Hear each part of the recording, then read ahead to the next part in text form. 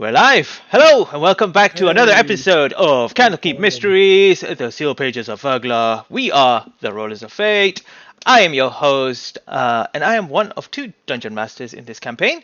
The other is currently in a lawsuit for being too nice and helpful to all his players. It's Cisco Blanco!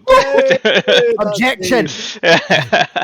He's too nice. He's very nice. And bringing the story to life are our wonderful players, Mark, Ross, Andy, Luke, Joey, and Lucky. Whichever direction I'm pointing, everyone is in that direction. Say hello, everyone. Hello! Hello, everyone. Before we begin, I learned something just yesterday, and I wanted to kind of share this to you guys out there and to you all here as well. That if you're really having a real tough time, right, and you feel like you need to relieve your stress, it is okay to punch someone without any repercussion on live television. And when you do this, it's perfectly fine. So please remember that. Yep. And unfortunately, I can't punch anyone here and show you as an example. But yeah. And, we can work that one all the out. time. I'll just raise my fist like this, and I'll just punch Joey.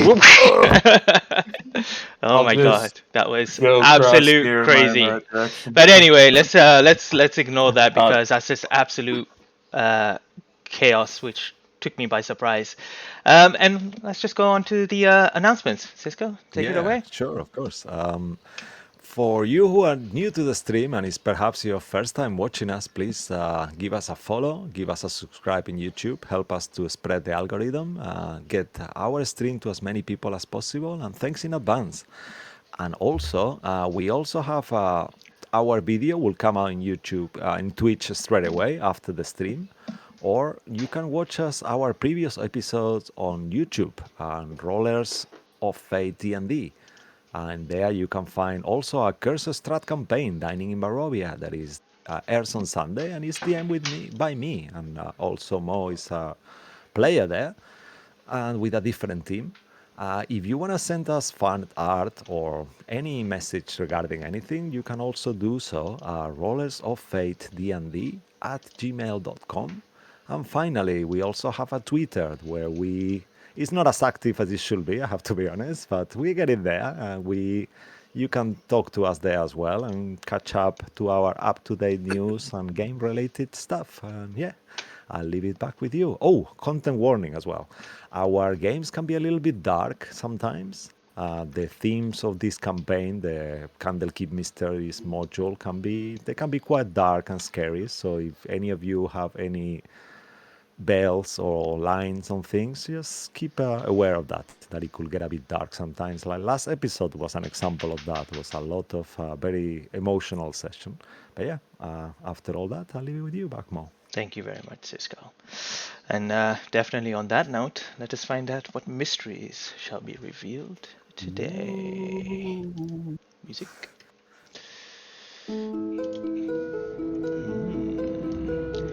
The power of words can hinder or help, anger or bring happiness, bolster or submit. It is not the volume of words, but the right ones that can influence one's decision. Sorry, that's a bit too loud.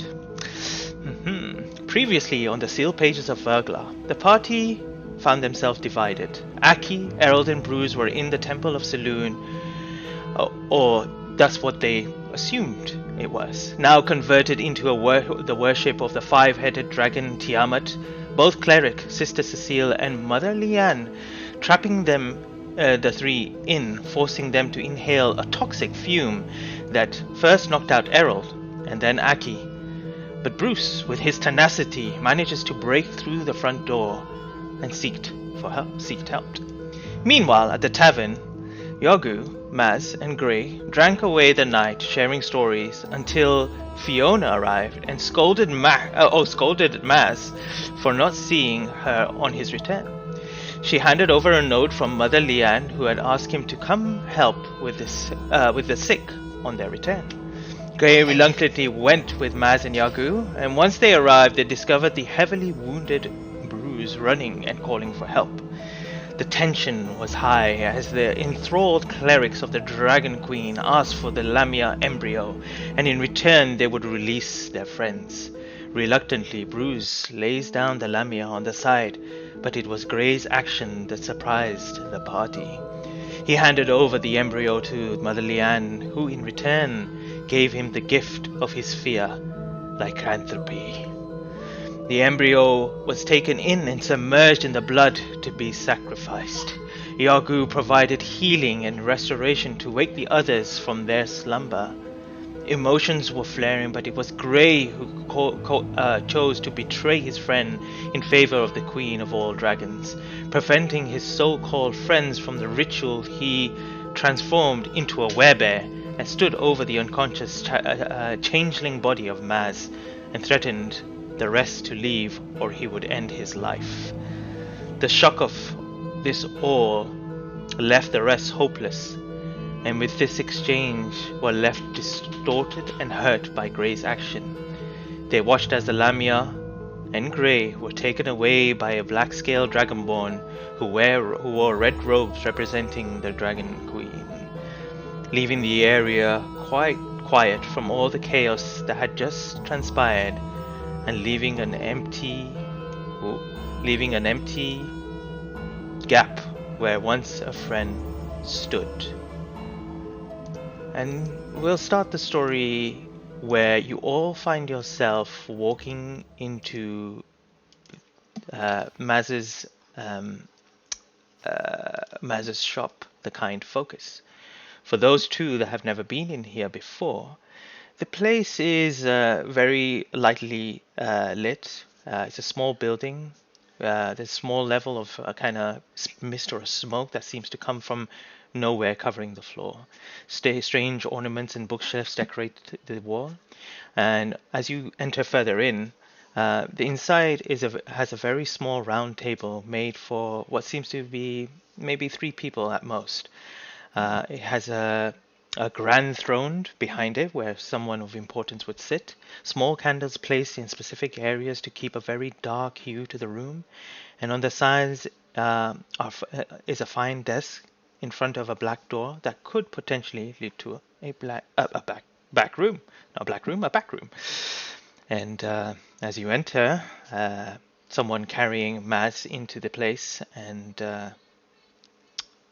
whatever had just transpired, I shall leave it to you all.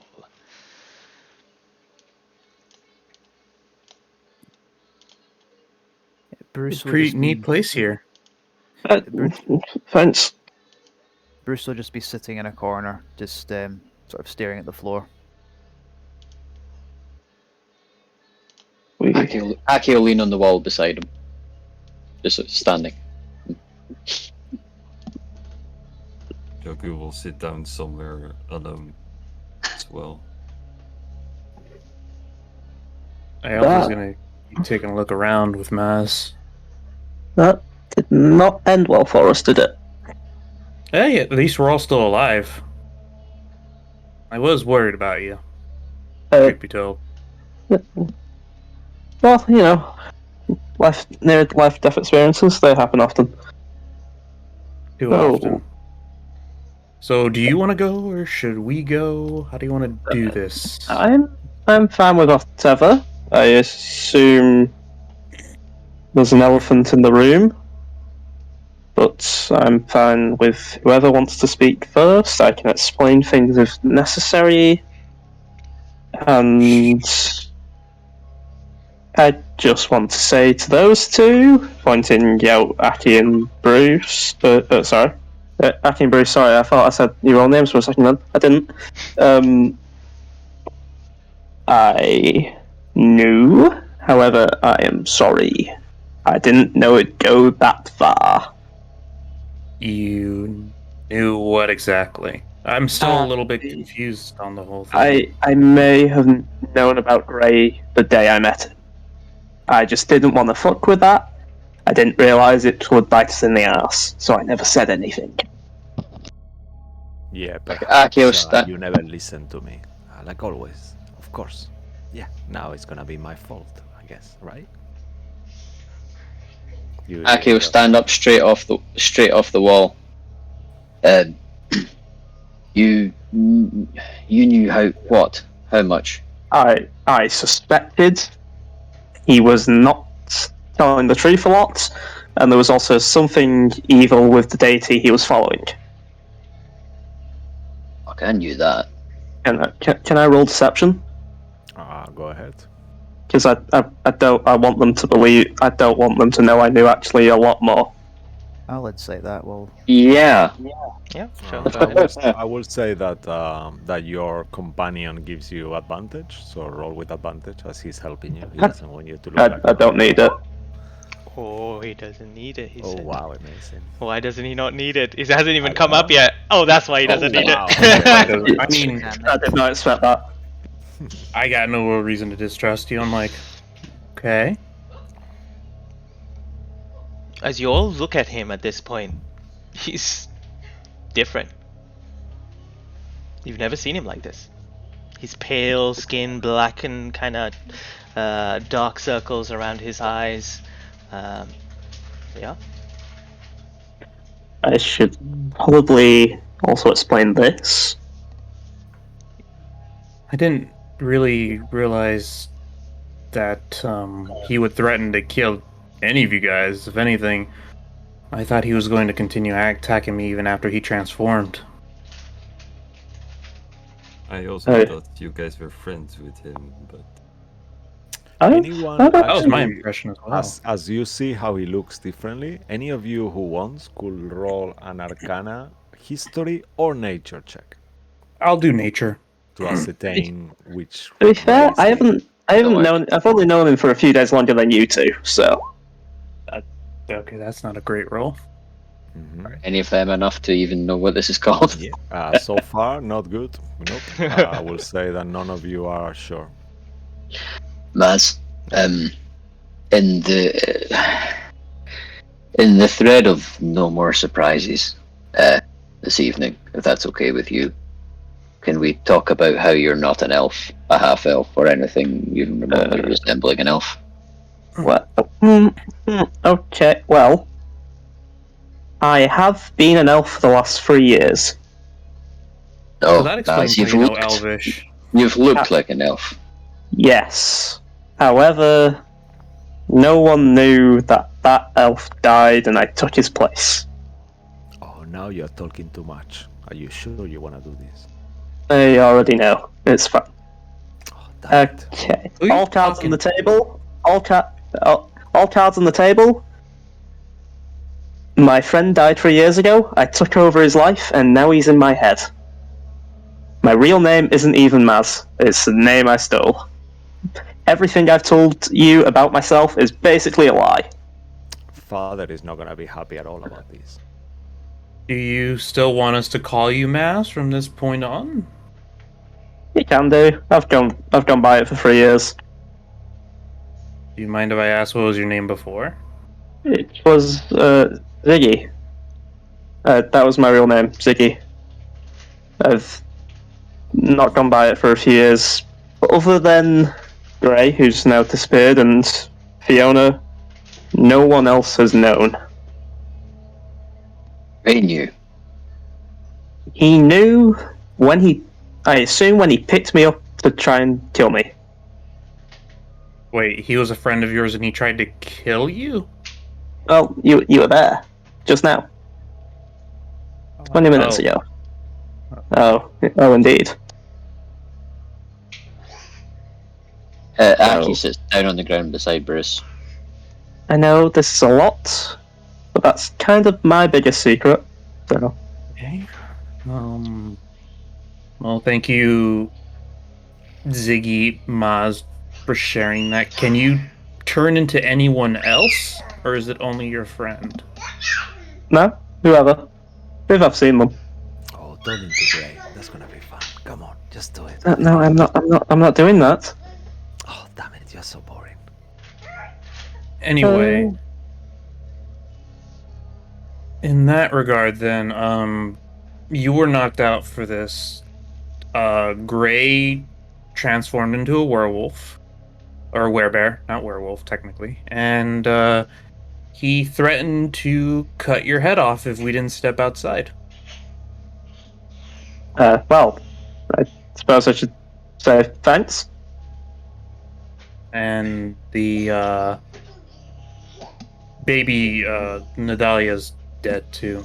At least I can't imagine anything surviving that. Oh. I'm sorry to hear that, Bruce. Bruce.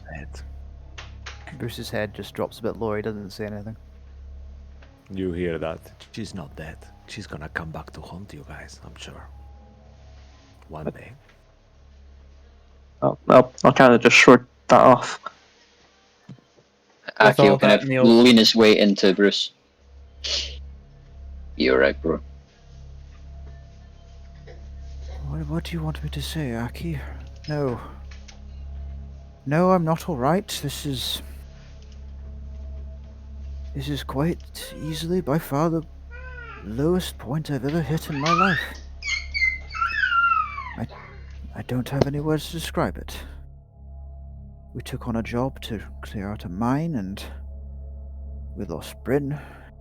Gray betrayed us, became the very thing he feared and hated the most, sacrificed a child's life, and turned on us all. No, I'm not all right. He betrayed us all. We never even saw it coming. Maz, you claim you may have known something, but could you have possibly predicted the sheer base betrayal that man would have inflicted upon us all? No, I didn't think he was as deep as he was. I didn't even know there was anything going on. I just thought he wasn't himself. Do you know we saved his life very early on when we met him?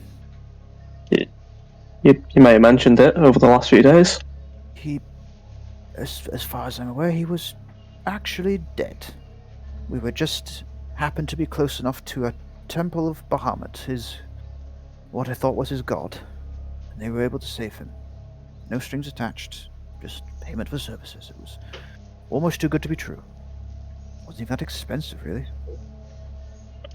Well, the death is somewhat of a, even in our world, is still somewhat of an end.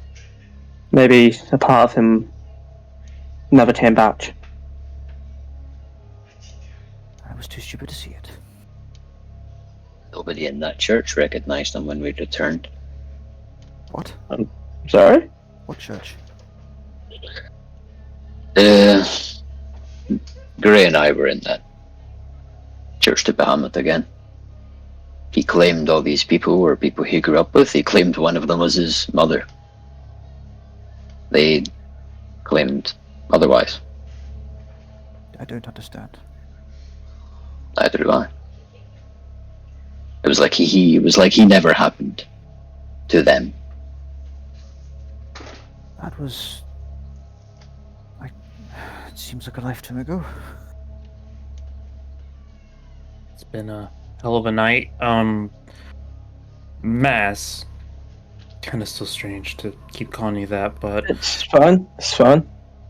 I am not personally bothered by you, so I wouldn't mind still traveling with you if you feel the same way about us. I actually think you guys are pretty great, welcome change compared to traveling on my own. That being said, I do think we're due for at least a night's sleep. So, Mass, do you think there's enough room for all of us to crash here? I mean, you guys got rooms in the pub, but I'm pretty sure we can accommodate. I am only asking because we need a secure place where we know that we can trust where we're at. Sure. Granted everything. Few of you may need to be on the floor, but if you've got... Yep, okay. To that end, Maz, you've been with us just a hair longer than these two, but all three of you, This is probably a good time to give you the option to not travel with us, considering the spectacular run of luck we're on. We've got a very poor record of keeping this caravan safe. I've never been part of a caravan. I have been around my tribe. They're all dead, and my home is forever gone. And you guys didn't try to stab or shoot me upon my arrival, so it's a welcome change. So beyond that, I feel pretty comfortable traveling with you two. If you still have me. I don't know about Yagu and Maz. Yeah, I might not go anywhere. I have things ahead of me that I have to take care of first, then I will judge what I will need to do. I was kind of hoping this wouldn't come around or come around a bit later in our journey, but when I first noticed those two, I knew when they accepted the Lamia, I thought maybe they could one day accept me if you'll all still have me. Accepting people into the caravan is what a caravan's about. People come, people inevitably go. It's the manner in which they're going that I thought you might want to take 5 minutes to mull over.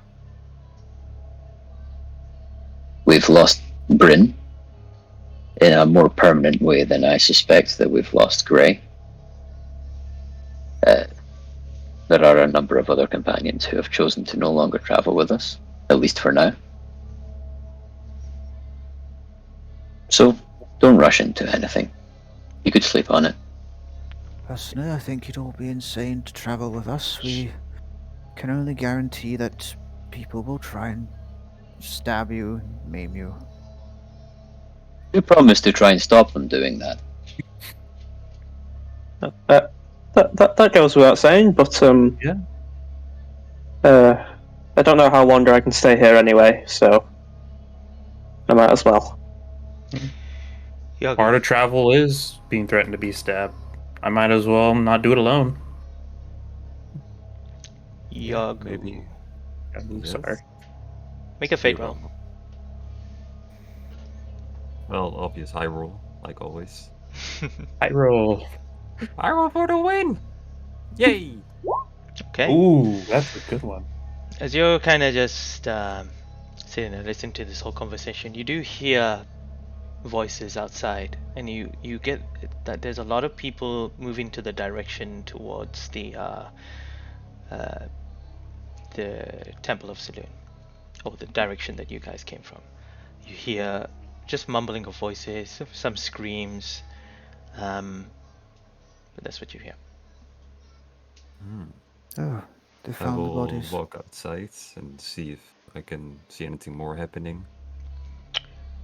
As you step outside, in the distance you see a crowd have formed around around the temple. Bodies are being brought out, and a lot of the residents are actually helping Sister Cecile and Mother Leanne. Despite being nighttime. Yeah. It seems like the commotion that you guys caused kinda has awoken the city a little bit. And as these 20 odd bodies come out, the residents around, you see the people that you've met before there as well. Lucas, what was the name of the flower guy? The Astra. Astera. They all begin to kinda surround it, and you see both Mother Leanne and Sister Cecile start speaking to the crowd. It is Mother Leanne who speaks to them, even despite not knowing what had transpired, and no one has said anything to her. She is confused and appalled. You hear a few words like, "Despite everything that happens, we've always been here, and we will prevail. The claws of the Mother of Dragons will not defeat us.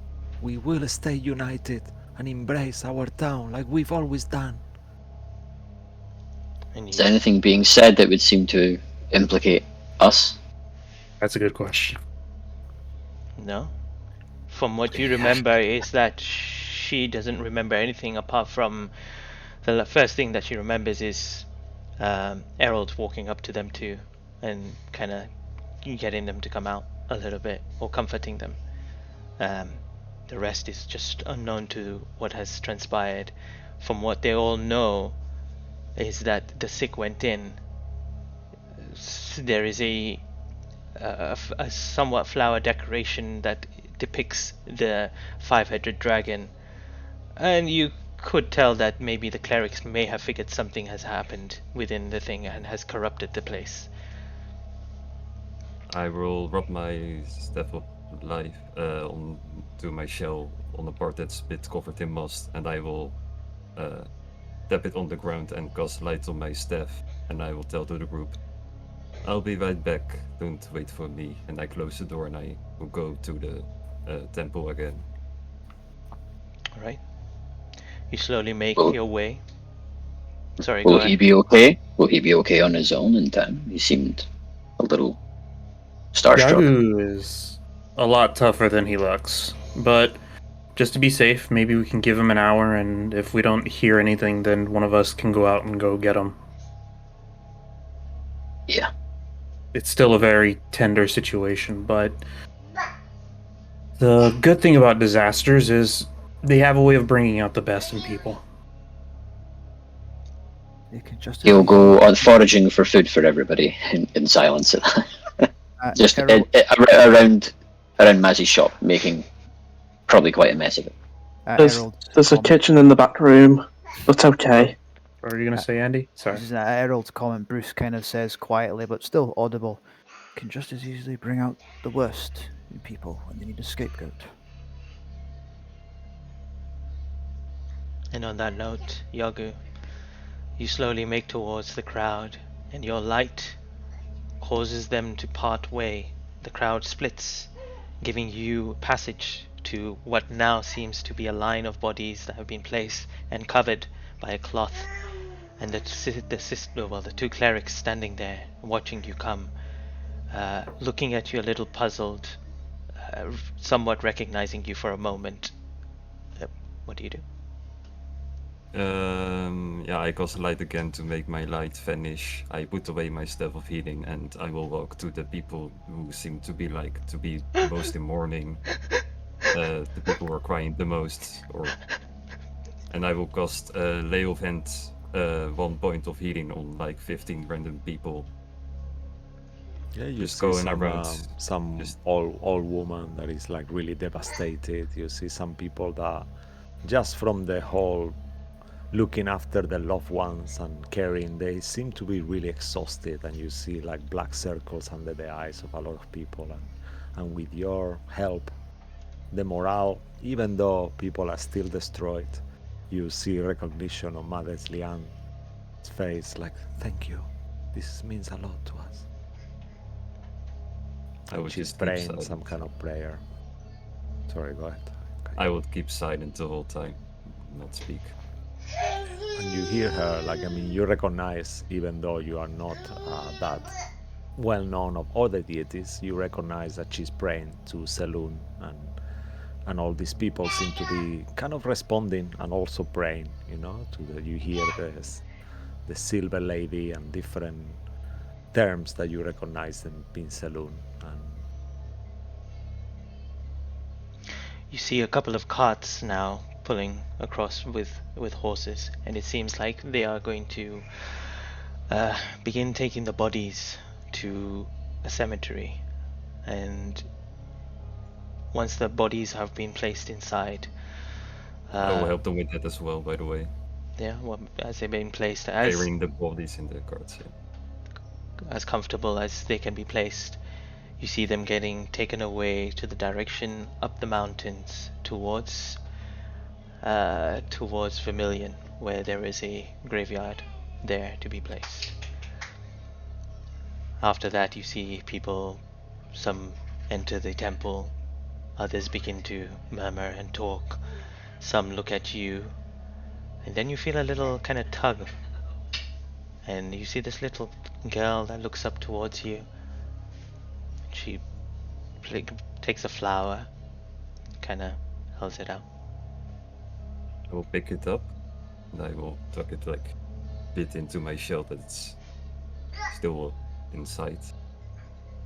Thank You also hear like a grandma telling a young boy, if I ever die, she's kind of pretty much giving him instructions if what happens when she dies as well in there. And it's pretty sad. The boy is kind of very confused. And you gather that probably his father and his mother have been killed in this incident. I will walk over to them and I will hand the grandma like 5 gold pieces. Oh, thank you, please. I cannot accept this. It's okay. I would just put my hand on her shoulder and just nod and walk away slowly. Oh. And you see the boy is completely, when he sees you, his face changes like, he's like shocked, like looking at you like he's never seen anyone like you before. And it helps just your presence being there. The grandma kind of whispers something to him and he starts smiling. And just your presence has made a difference there as well. And I assume the crowd is now kind of falling apart or slowly thinning out. It is very dark, and it's past midnight, and you see people returning to their homes once again, probably to discuss this again in the morning. But eventually, as you watch people kind of disperse, you're almost left alone, only a few people around. Then I will move slowly towards the spot where I lost Saul Grey, where he got teleported away. And I will... make an investigation check, actually. Sure. Ooh. Oh, roll a d4.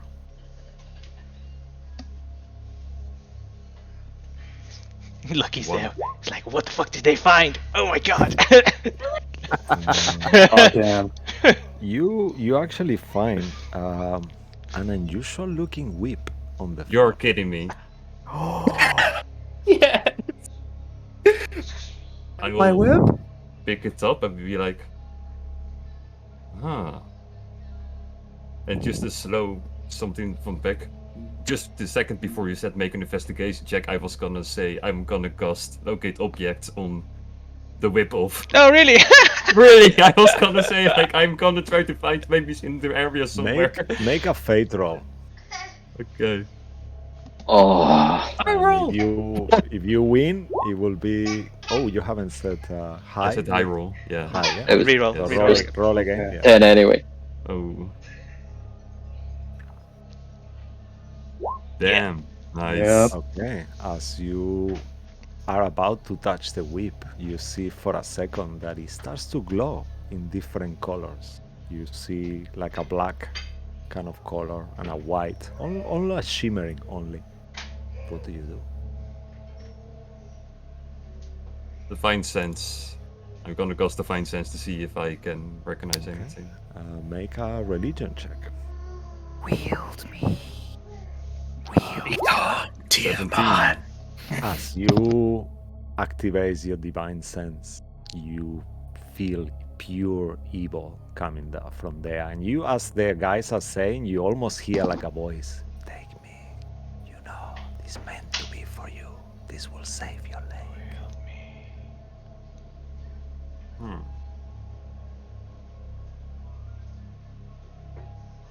I'm just gonna sit on the ground for a moment and think about what I should do next for the whip in front of me.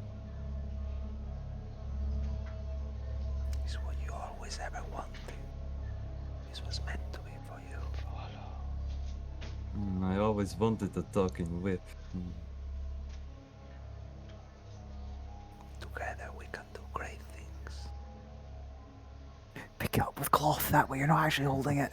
I'm sorry, Andy. I know you. Oh, God! One of your ASMR is not your favorite thing. I'll handle it. I'll handle it. Yeah, I'm going to cast Mage Hand and pick up the whip. And without touching it, I'm just gonna carry it, and I'm going to wander about a random place where I know there's no civilization or doesn't look like there are many people there. You go towards past the thoroughway into more like a quiet corner that you see used to be like some kind of little park there, now empty. I will try to make sense of a spot I would recognize instantly when I will walk past there again, and I will try to cover the whip somewhere under a tree branch or a rock or some convenient place. Very treasure. Yeah, you start doing that and holding with your mage hand. And as you start digging this hole, your mage hand seems to have slowly dropping this whip into the floor until the point that your mage hand actually drops it. And you think, oh. I will cast Mage Hand again and try to lift it up again. Yeah, you take it and you hold it. Yeah, and I'm just gonna look at it one more time, see if it says anything back. Why are you doing this? Because I need you later, not now. And I drop it into the pit and I cover it back up. You hear like almost like a scream as you drop it inside. I'm going to sit like 30 feet away from it, and I'm going to wait for a few minutes and cast Divine Sense again to see if I still see the power surging from it. Make a perception check.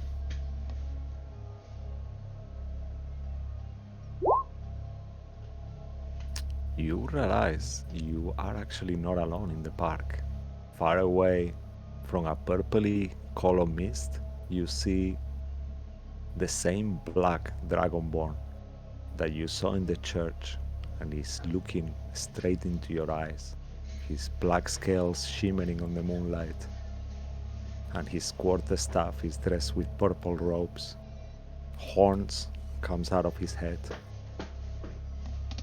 and you hear like a "Get out of there right now!" Ah, so that's what you're useful for. And I pick up this whip again and I rush it towards civilization. Okay, as you holding your mage hand and following the whip, as you look back for a second, you realize your mage hand is actually gone and the whip has fallen on the floor. Oof. Do you go back? You see the dragonborn running and he's got like his hand out, like you can clearly see that he's actually done something to your mage hand and he's ready. Like you see like almost like patterns start to form around him, like following this kind of like tessellated image, like arcane symbols drawn in the air in this kind of rainbow color.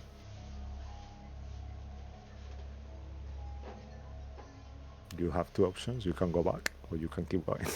How far away is the whip from me? Like, it just fell on the ground next to me, or? Is at this point, it's just like maybe like 20 feet away from you. And the monster is, or the dragonborn And is? the creature is another like 15 feet away from you. Okay. Yeah, I go back 15 feet and telekinetic blast the whip into my hand. Okay. So I only move 15 feet. As you do that, you start to see this huge fire starts to happen all around you. Make a dexterity saving throw as you see like flames like start to engulf all around you, and you realize that something has been cast on you. 16. All right, with a 16, you manage to actually take some of that off you, and you take 14 points of fire damage. Got it? And you have the whip in your hand, and in the moment you touch it, yes, you hear that. Yeah, I just ignore the voice and start booking it back to civilization. Okay, as you keep running, you feel this time like the air is freezing all around you. And you see coming out from his hand. I mean, you can do any other action if you want. It will literally be your turn. So I imagine you will be dashing, right? That's what you are doing. Yes, much. just more speed for now.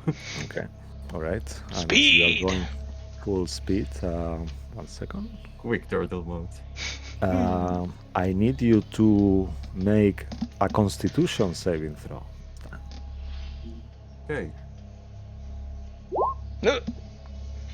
I'm gonna inspire. Back of inspire. Perfect. Oh, nice. Much better. Wow, nice. Yeah, you only take 19 points of cold damage, Run, you fool. and you hear "Stop right now, or you will die." How far away from civilization am I right now, considered? At this point, you still are like more than 100 feet away from the beginning of the third way. Is there any obstacle in my way or anything that I can block or use to ready the vision in the bed? Make a fate roll. I roll like always. Hey! Okay. Yeah, you see that seems to be some kind of like a cart with a horse. The horse is kind of like at this point laying down on the floor. He seems to be asleep, but he's got a cart there that is attached to. It used to be attached to it. I'm going to cast Speak with Animals. Okay. And I'm just going to yell in horse, I guess.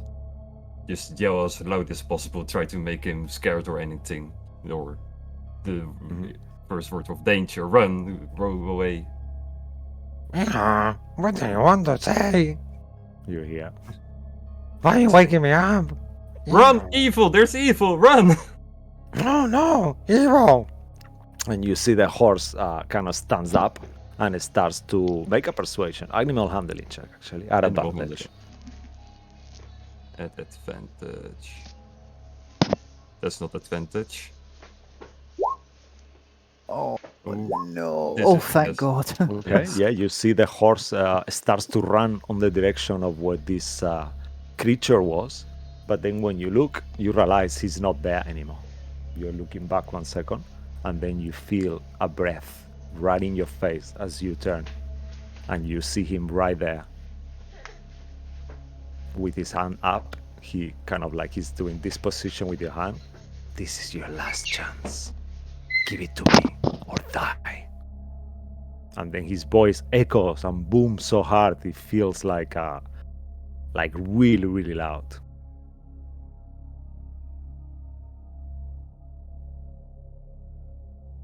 So I imagine there's a horse like racing with a car going the kind of horse crazy. is kind of going. Is this way towards the too back. far from Maz's shop for any of us to possibly make a perception check? Or if I wanted to, I like... think at this point you're still a little bit too far. Okay. So, yeah. Want to be sure. I do recognize this creature is a Dragonborn, right? Yeah. He's like Okay. Akiba, he's got horns on his head. Aki Some has black- horns. Black scales. Oh yeah, like big horns, like the one like No, they imagine go like a back. Oh yeah, of course. Oh, he Yeah, does, yeah. Like his ones are more like a forward, kind of like a bull. I'm going to cast my Channel Divinity, which causes vines to come out of the floor out all around him, and he has to make a 14 DC Dexterity saving throw for me. Okay. All right.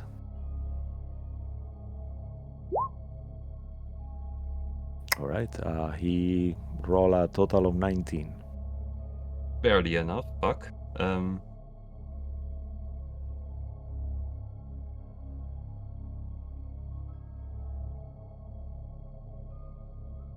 I'm going to take the whip and I'm going to throw it as highly as possible as in the air.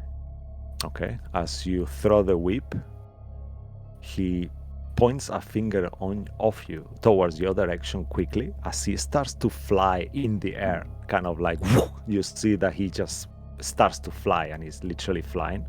But before he goes to grab the whip, you feel these swirling little like bullets almost that swirl around the air, and you take 14 points of force damage as this magic missile hits you, and you see him flying in the air with the whip on his hand. He just whips like you hear like a lash, and then he flies off into the starry sky. Can I do anything before, if I notice him moving towards the whip? Can I do one more action before he does that, or? I will say that he's done two, yeah. So he's flying in the air, so he's you could take a reaction to hit him as he flies off as well. Yeah, I would prefer to use my mage hand in the air to try to punch the whip towards civilization more. Okay, make I will say probably like make a dex check at your proficiency to it. Dexterity with proficiency to see how effective your mage hand is in this. Natural 20.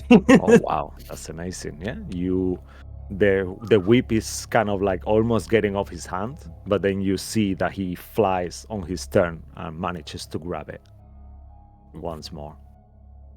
And you said 14 damage? Yeah, force damage. Then I go down. As you go down, the last thing you hear is like a like almost like an explosion. Like you see that the way he's flying so thunderously, like, and you see him disappear as your eyes close. At this point, the rest of you, all of you, you can make a perception check as you get closer and closer, and you hear this thunderous boom for a second as he flies.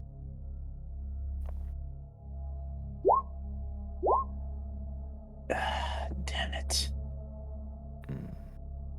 I'm doing a burning inspiration on mine. Sure.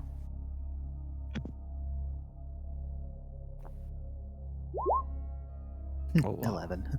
Nice. I don't see your roll yet. Oh, no, yeah. Okay. So you, Ziggy, you hear him. The same with you, Aki. You also hear like almost like as a thunder cracked on the sky. And you, Harold, you hear commotion. You are unsure what it is, but all of you except Bruce, you hear like something is going on. And you hear a neigh of a horse, like a wild horse neighing as well. We should go out to look for him. Surprises. And, Harold is just gonna go out the door and try to follow the sounds of the horse. Okay. Aki will tear after him. I'll turn back into Maz, then go. All right. And as you all make your way, at this point, you are still okay. Let's say that you did a death save, but you are still okay. And you see there laying down, kind of unusually, because I imagine when a turtle is laying prone, it's kind of like the shell is kind of like he's like a little bit moving. You know what I mean? Like the shell is kind of like, and you actually see him. You see your friend Yagu there laying with the staff. Harold's gonna do an immediate, no hesitation, 2nd level cure wounds on him. Okay, and as I was also going to do the same, but healing word and just like chuck a card at him. Heal a card? 9. Okay, amazing. he gets So 9. you That's all not this great. mind healing wakes you up, and you open your eyes and you see the stars there. Also 8. Oh, so 9 and 8. Okay, So you gain Thank quite you a very quite a bit. much. thank you. So I'll be like, Yagu. Oh, thanks. Make Aki- a Aki's- make a wisdom Aki's saving throwing throw. Sorry, Aki, just 1 quick second. Okay. What would you Sure. like to do before that happens? Go on, Aki. I was going to say he'll prepare a whisper ball at 2nd level in one hand and scan around to see what's made that noise. See if we can figure it out. Okay. I won't ask you to roll because he's gone. As you look around, you just don't see anything. But Yagu, make a wisdom saving throw. I'm rolling very good today. Jeez. Okay, you remember Oh. everything. You remember everything that happens. Okay. I'm gonna cast Divine Sense again and scan around the area if I can see the Dragonborn again. All right. Your divine sense is 60 feet, right? I believe. 60 feet, yes. Yeah. As you cast divine sense, you don't detect any fiends, undead, or even evil, just for flavor here. Aki's walking backwards towards them, still looking around with his hands glowing. So what's going on? Somebody tell me what's going on. Y'all good? Long story short, the Black Dragon came. Black Dragon. The one that left earlier? Yes. I've seen him before, but... What did he want with you? I found his whip. I found Gray's whip back at the temple. Whip? Yes, I wanted to figure out what it did exactly because it could speak to me. Did it do that before? None of us used it. It was only Gray's weapon. Did he always have that whip?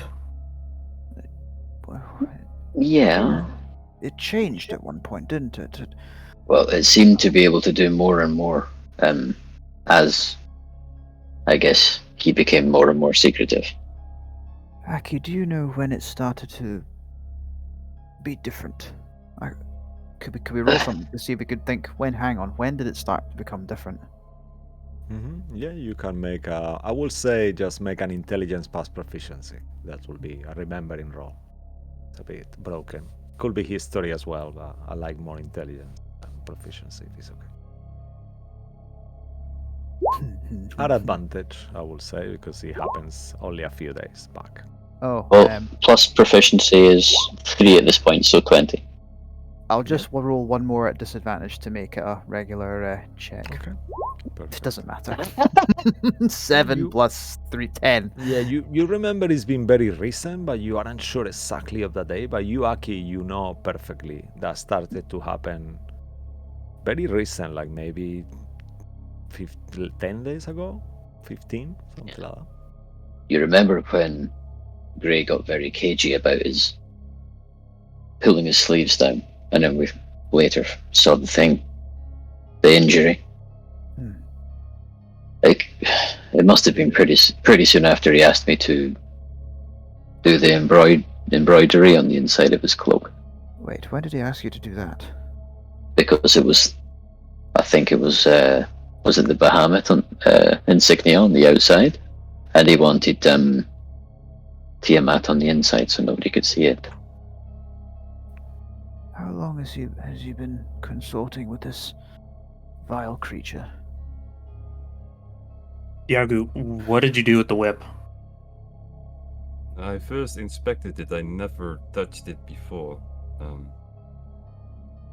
Obviously I wanted to get it out of civilization, so I got somewhere I thought I was alone.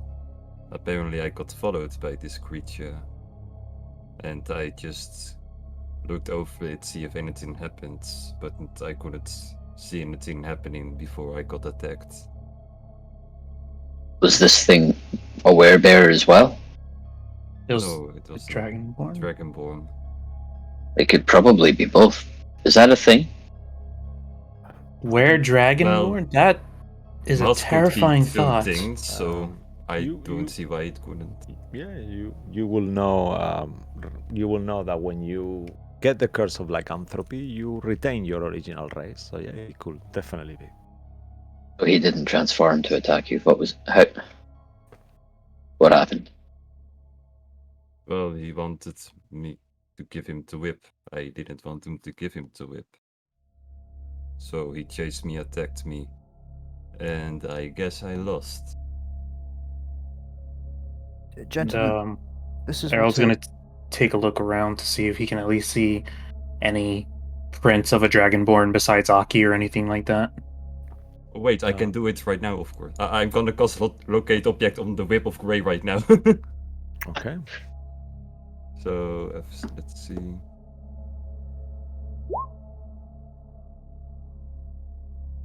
It's 1,000 feet. Yeah. As you cast the spell, using your 4th twig you don't detect it at all. You gather that it must be much further than that at this point. And you, based on the speed that you saw the Dragonborn flying, you gather it's very likely that he's far away by now.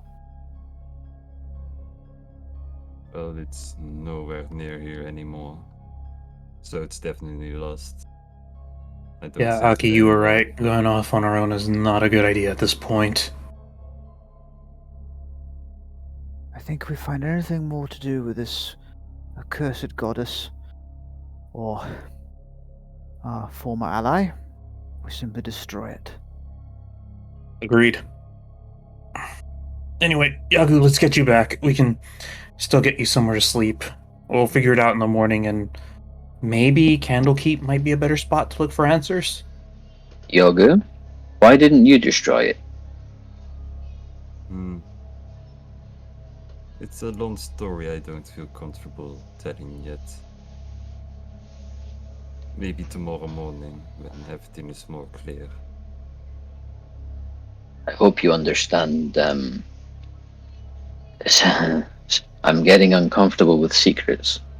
I fully understand, but there's one more thing I would like to discuss with someone first before I discuss it with you. If you don't mind. Okay. And he'll turn and look at Mans. This goes for you too. I've laid everything out now. Yeah. Maybe. It's not going to be so easy with me this time. Yep, that's fair. For what it's worth, Aki, I concur what you're saying, but with regards to Yagu, I don't think I can deal with any more tonight. Then we should rest. We should. Back to the shop we go. And, And as you all Harold is just gonna keep looking back. Like, he'll be covering the rear the entire time, by the way. Bow out. as you Yeah, you just see a horse looking at you, puzzled. Go home, boy.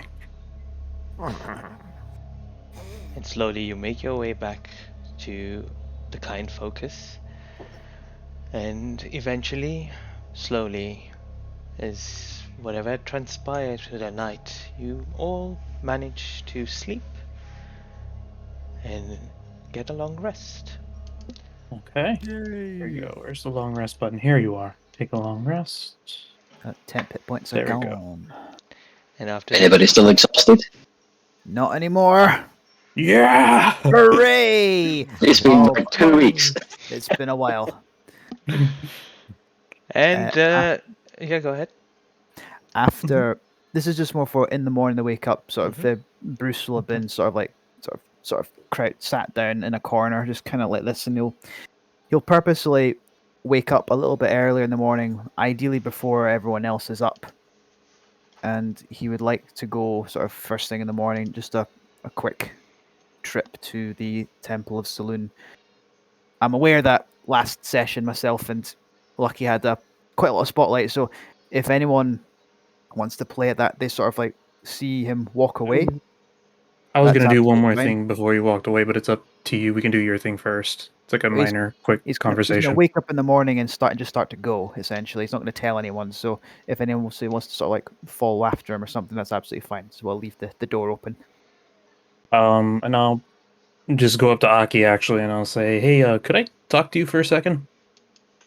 Yeah? What's up? You okay? Like with the chest thing and everything? Anything you want to get off your chest? Oh, the chest, yeah. The chest thing. I think I'm getting a handle on that. I think I found a way to channel that a little more constructively than the last time it happened. But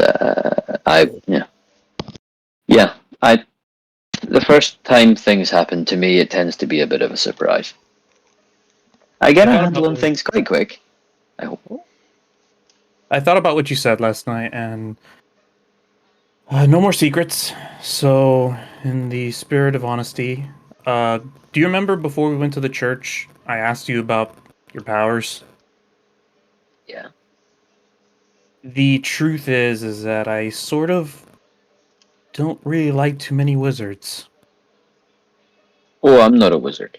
Okay, thanks, Honest. I knew one or two. They didn't like me. Yeah, I only mention that because part of the reason I got into traveling was I might have let it slip. My home's gone permanently. I have tried to fix it, and I can't. And if you'd have said anything else besides what you said, I was going to back then consider gesturing to his bow. But I wanted to say I'm sorry for that. How do you fix a place being gone? I tried to replant the trees. The ground is just infertile. I tried bringing people. They leave. I've tried living there myself. And it's just too many spirits, I saw some of my sisters, my cousins get either frozen or roasted, so I just want to let you know that. And again, I'm sorry if during that time with the church beforehand, again, I had my hand on my bow. I don't know if you even noticed, maybe it was all a misunderstanding, but just in the spirit of openness. Thank you. In light of the last 12 hours, you having shot one of us is less concerning than it once was, considering who you shot. Yeah, that was a genuine accident still. I know. No, I didn't. I don't think I noticed. But thank you for telling me anyway. Yeah, And when it comes to losing family, I do have some experience. So, welcome to the caravan of chaos, I guess. Thanks. It's a good name. All right. Ooh, that sounds like a party name going on there. A pretty neat name. The Oh caravan. no, I don't. Nobody else has agreed. Maybe don't bring it up to too many people. No, okay. Well, you got one person who agreed. Okay, 2 out of however many we are next week. And Harold is just gonna be enjoying the vibe with Aki. Just chilling with him. And as you all slowly stir awake, Bruce, you find yourself walking towards the Temple of Saloon. Surrounding you are a lot of people continuing the day as normal, but you do see a lot of people heading towards the temple itself with a bunch of flowers. There seems to be some sort of prayer or a what's the word I'm looking for? Chant? A chant or going on for the fallen or for the dead. Jesus! Whoa, what was that? What was that? What was that? I don't know where that came from. Lucky, stop. Wow. Okay, Lucky, switch to mic number 1, please. Switch to mic number 1. Jesus Wow. Christ. This is my good mic. Yeah, you see on the distance as well, like they are kind of standing on the door of the temple, and you see once more this white oak temple with the holy symbol with an eye surrounded by 7 stars, and they are talking to the people. You see Sister Liane and Mother, Sister Cecile and Mother Liane there, white. Mother Liane with her white albino fur, green red eyes, and then you see as well the familiar brown fur and orange eyes of Sister Cecile, both wearing different garments this time. They're wearing like a black robe, still with the silver on the side of it, on the rim, but it's black robes now. Bruce does not look at them. He tries his best not to acknowledge he's seen them, and he walks up to wherever the spot is that someone could sort of kneel and make a prayer. Essentially, he doesn't know much about. He doesn't know anything about Saloon really. So he's not really. He's just trying to sort of judge whereas he doesn't really care at this point. Actually, he just goes to the spot that looks likeliest to speak to whatever might be listening. All right. As you kneel down, there is where once now there was this like flower, a bouquet of flower representing the dragon, five-headed dragon, is now back once again. The statue of Saloon. Yeah, you And see this beautiful statue, and she's holding an owl with kind of like little beads of like some kind of precious stone blue on the eyes of the owl. Okay. As he sits down, he's kept that cloth that he'd used to carry the dahlias or cocoon in, and he slowly just sort of wraps it around one of his forearms, and then because it's fairly long, he sort of tears it and wraps the half round his other forearm. And he just sort of hands on his knees. He's like, I don't know how much power you truly have, Saloon. Evidently, on the events of last night, probably not very much. For some reason, according to your clerics, you chose me to be a guardian for a cursed soul. And I have never failed more spectacularly in my life in anything than what I did last night. If there is any wisdom or power that you might possess to grant that lost soul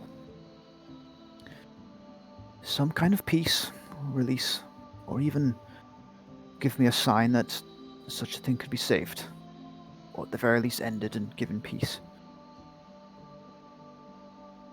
Send a sign. Anything. make a religion check with advantage. Yeah. Okay. Finally, out of disadvantage. I know, eh? To be fair, I abuse reckless attack often enough, so it's only fair that what goes around comes around. Soft 20. Whoa. Nice. Can I take this, Mo? Sure. Yeah, I said yeah. Go. Okay, sorry, I wasn't sure. I didn't Said sure. hear it. I didn't hear it.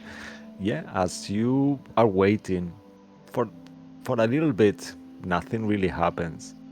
But then, He starts to get up at that point. as you start to get up, you look for a second to one of the tainted glass windows of this church, and you realize that a tiny little white owl has kind of like gone inside the church, and you hear like a ooh, ooh, ooh, ooh. And it seems to be staring at you. As he starts to walk towards in the direction of the owl, I'm kind of curious at this point.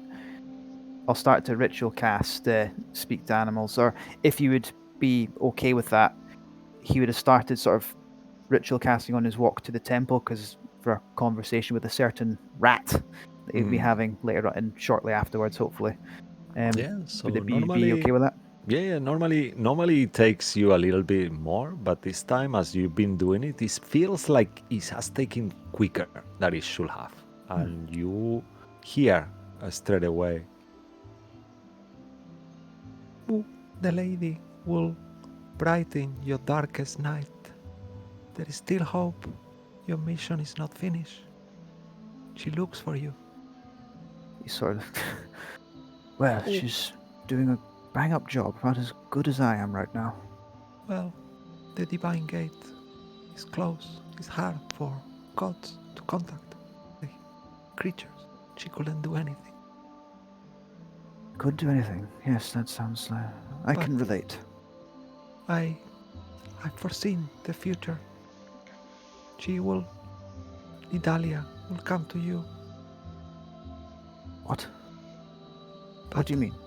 Not in the form that you would like her to come. Gonna be dangerous. Is there any way of saving her soul? Yes, your friend, then the one with the shell, he can help. Of the others, What? still time. Can still remove the curse. Only she will be born evil again, but it will be much weaker curse. this time. Well, have any other good news? When will she be appearing?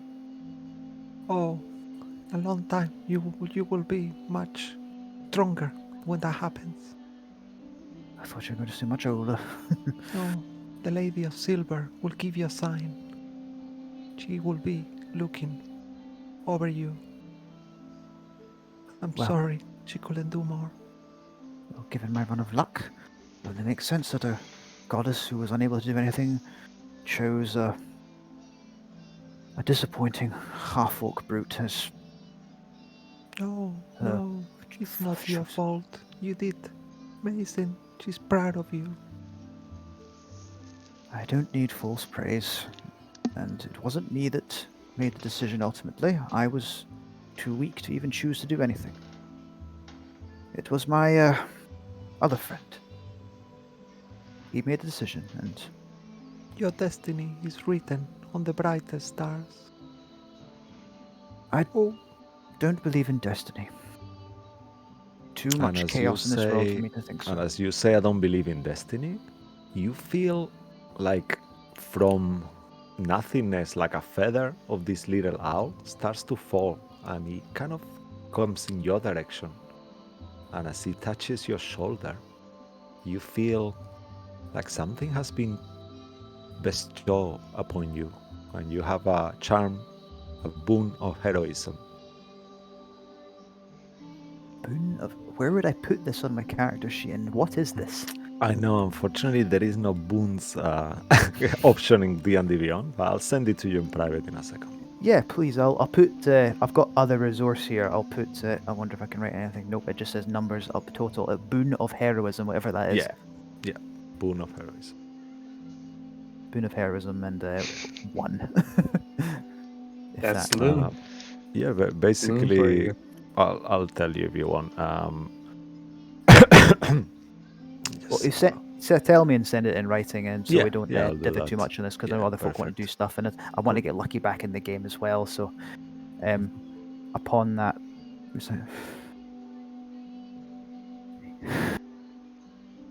well, sort of wipes his eyes. This was more fruitful than I expected. Good day. Good day Sir to Owl. you. Oh, And he starts to walk out, presumably walks past the clerics. He's making a point of not looking at them. Yeah, you see that they are with the corner of your eye. You don't really look at them, but you sense that the gaze of Sister Cecile.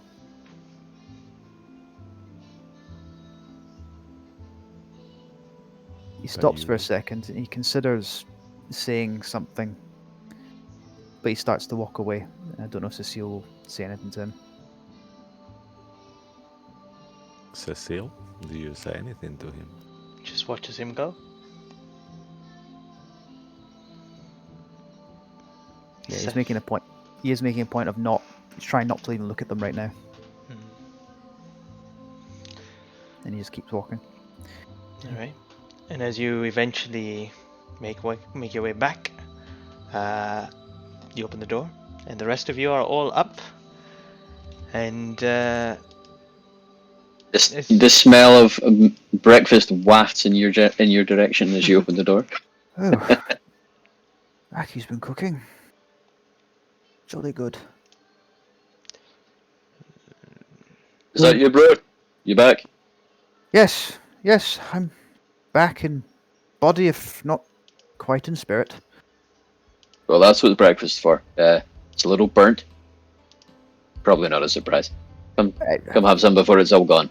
A red dragonborn burning his food. I don't pull the other one. Oh, bacon. Lovely. Yeah, I found your good stuff, Mass. Just gonna be eating food. Oh, this is pretty good. There was never any bacon. Where did you get that? That wasn't bacon. That wasn't. Harold's gonna look down for a second, look up. take another bite anyway. I don't know what that is. Why you eat? I don't know what that is. Maz, I'm hungry. I'm not picky. I eat pocket pastries the whole time. Okay. You I have see, the constitution of a very large horse. I can eat most things. I mean, you, as you are all eating, you hear a voice. It's Fiona's voice. Something smells very nice. Wait. Maz, there you are. I've packed your things. Yes. He didn't. I was gonna do that myself. He didn't have to. Well, I'm sure you would have forgotten something if you packed it yourself. Yeah. Thanks, Fiona. Remember, if you don't come back, I will just assume that you're dead and I will take ownership of this place. But I was gonna suggest that anyway. Okay, fair enough. Well, please do take care of Maz. He's very irresponsible. He does stupid things. I feel sorry for you all. You know his secret.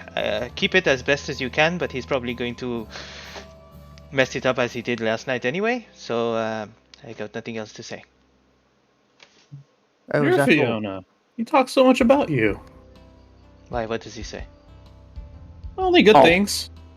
Yes, thank you. Come here, Maz. She takes you into the back room. Oh, yes. Closes the door. This food's amazing, by the way, Aki. Huh. Yeah, you did a really So- good job, man. Even Aki doesn't buy that. I don't It's hot. have. It's hot and it's going to be the only hot one for a while. Burnt a la carte. Oh, crunch. It's not cart. Crisp. Never mind. Hard cart. Huh, that is a weird phrase. Cart? Hard. It's Did- a type of cooking. Oh! No. Don't know anything about cooking. I know about food near hot stuff. I think cooking's pushing my luck. Bruce shrugs. Yeah. Crunch. If you meet my mother in Candlekeep soon, you can ask her about the time I nearly burned down the cart, and that was cooking. That wasn't even me. Bruce sort of smiles and says, I think I would rather much like to meet your family. I'm looking forward to seeing them. Don't know how we're going to explain some of what's happened recently, though. Do we try? I think you'll find you won't be left alone until you do. Oh. Jolly good. All they'll love you, you'll be fine. Oh, that makes a refreshing change of pace. In the other room, back where the closed door, Maz. Are you sure you want to go? I think I have to at this point. I thought Maz would need to go to Candlekeep at some point. He has unfinished business there. Maybe I should finish it for him. It might be easier to get in now that they all know, but I do think it's time. And I'm pretty sure you can run this place without me. Does Fiona know that you speak to Maz? Yeah, I'd say she would. Does he still talk to you? He's been a bit more aggressive as of late, but yep, he's here. I don't trust it. You must ignore everything he says. Continue to do so. Oh yeah. Sometimes it's useful. I can't tell sometimes. The things that you've told me, Maz would never say these things. I fear I don't know. Well, Candlekeep is a great place. A lot of information. I don't know if these guys know anything about books, but maybe they can guide you. Find out more. This is not normal. To be fair, I don't want to speak ill of them, but I think one of the smarter ones before the two new ones joined. I think that one just got turned into a werebear and disappeared. So Okay. I don't know whether they know, but maybe there's some nice wizards or artificers or whatever you call them. Well, when you go there, make sure that you don't wave, your mouth. Keep it shut, because if you open it, here you can get away with it. Maybe not Dmitri. He might cast a curse on you or something. But there are a lot of people like Dmitri over there, so be careful. I'll be extra cautious. And she comes in, and she's taller than you, and she kind of almost motherly puts you on her chest. Make sure you come back safe. I'll do my best. Okay. I'll do my best. And she kind of, okay. And she turns around, and she opens the door once again, and just leaves back into the room. You hear in your mind just as you are going, oh, for once she and I agree on something. Keep your mouth shut. I'm full on this cooking. You're not going to finish that? He'll just kind of shove the plate a little over. Where the heck do you put that? All of that? Jeez. He shrugs. Crunch. All right. You're all cleaning this up, right? Do you want to leave the pans and stuff here, or do you think we can just take them with us? I mean, the ones you brought, you should probably take with you, but the other ones, can you leave them and we'll clean them before we go? Actually, Maz, one question. Do you possess any tea leaves? Whatever is in the cupboard, I suppose we can get something if need be. Maybe? I open the cupboard, I grab what I hope are tea leaves, and I shove them in the bag of holding. Bruce now has his tea leaves. He's now quite happy. That isn't what I meant. But okay. Well, that's what I meant. Is there anybody you'd like to say goodbye to in town before we disappear, or would you rather go? I think I'm just gonna kind of make a swift exit. Maybe even a new face, just while we're in town.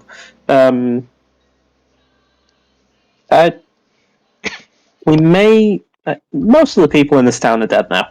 I don't think we'll have to worry about it, though. Not to sound too morbid, though.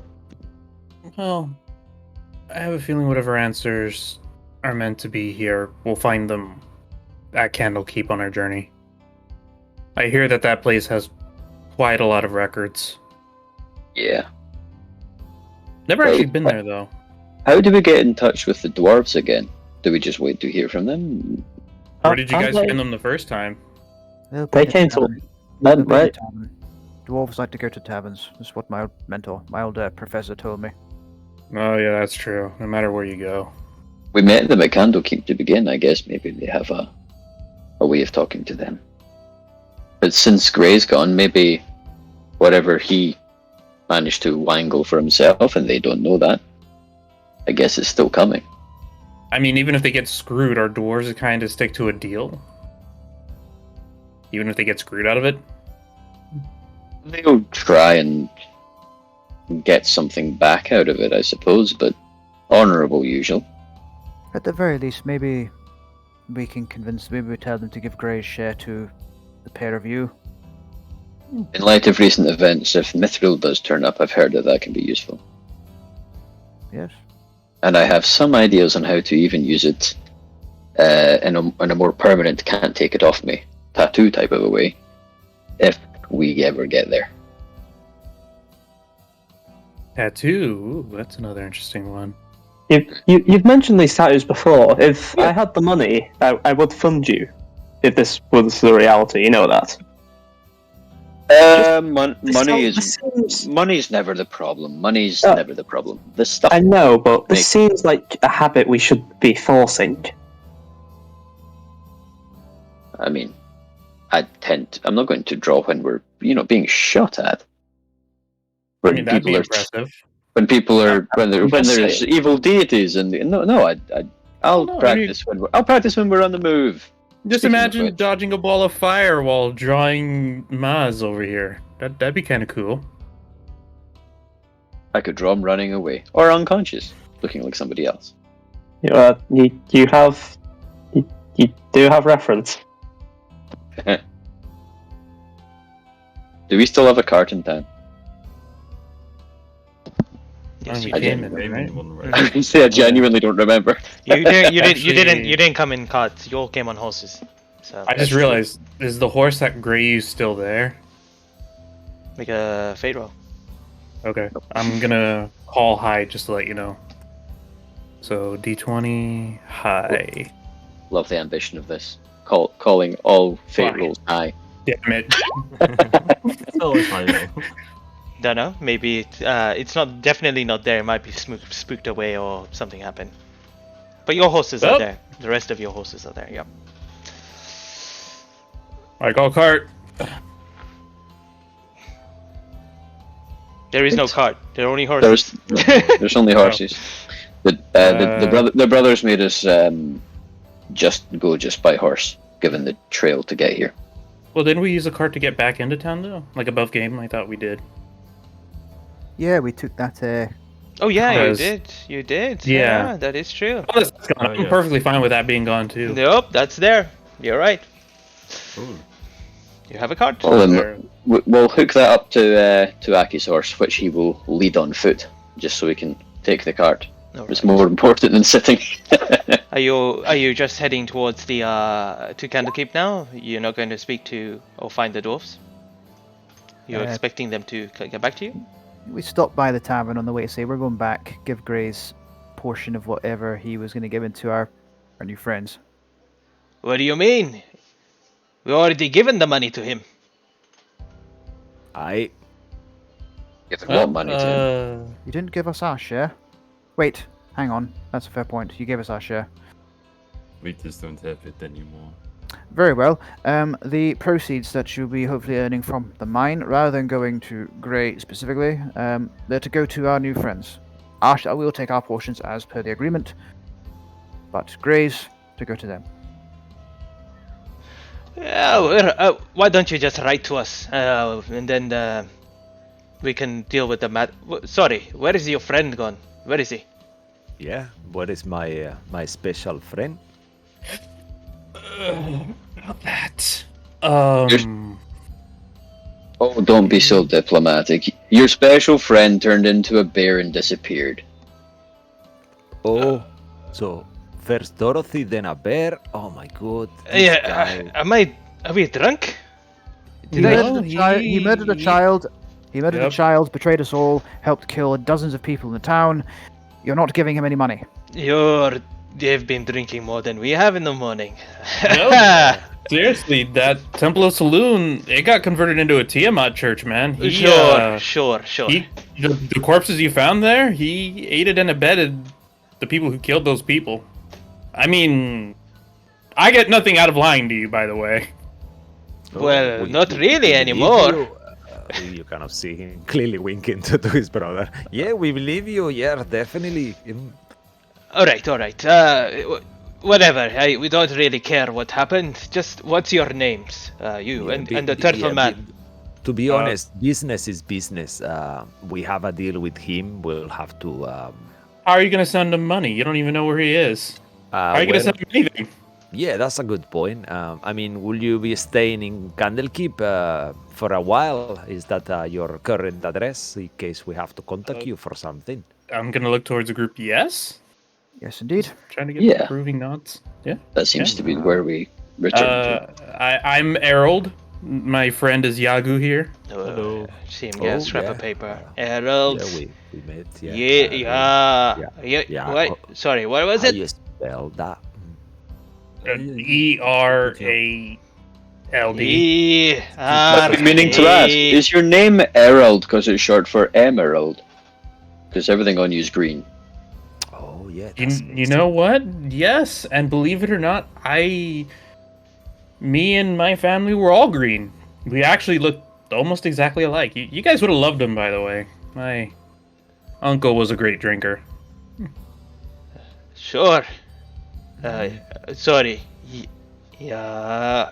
I don't know if you need last names or if it's his first name. That's just fine with you guys. I'm not sure how these work. Yeah, well, we're gonna send, like my brother said, we'll send the proceedings of whatever we mine out here. We need to get the denizens back to. We have them coming now. What was their name again? Tormen and Blenis. They have their. Yeah. They had their own shop there. We're trying to get them back in there, get the mine working. So it'll take us a little bit of while, but we'll send the proceedings to under Gray's name to Candlekeep, and you should be able to pick it up, or he should be able to pick it up from there. No, not his name. You send it to the Caravan. That'll be our guild name. Just the Caravan? I mean, Aki had a pretty cool name idea earlier. Oh? Yeah. Oh, let's keep chaos out of it. But the Caravan is solid. Aki has never smiled this widely in his entire life. Caravan. That's very... the Caravan now. That's very quintessential. It could be in so many caravans, but we'll make sure Aki's caravan then, yeah? What was the full name you had suggested, Aki? Well, it was a joke, but I said Caravan of Chaos, but I'm confident we can come up with something a little less apocalyptic. I think I kind of like it. I think it's perfect. Look around us. And we do live pretty chaotic lives, Aki, to be fair. I can't believe I've just named our guild. I'm very proud. Fuck's sake. He rolls it out again. Of chaos. More parchment here. The COC. And I'm just gonna fill out whatever paperwork they give me. So I guess, you are the Cox. I got it. Yes! Son of a bitch. Errol's just gonna laugh and just cheer at the name. Yes!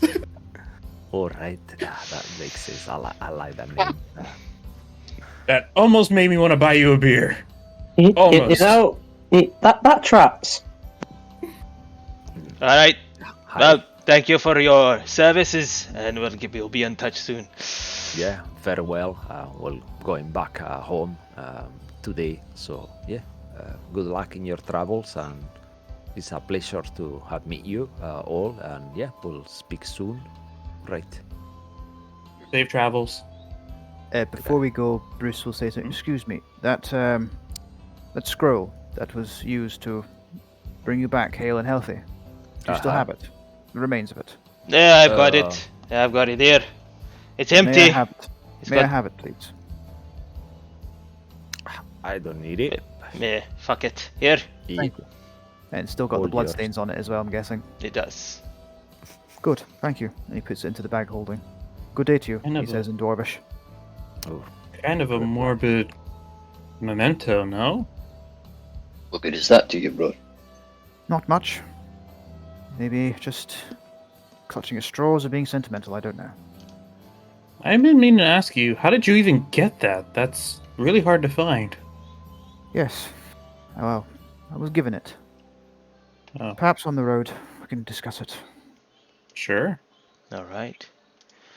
And as you get onto the road, you begin setting back towards Candlekeep.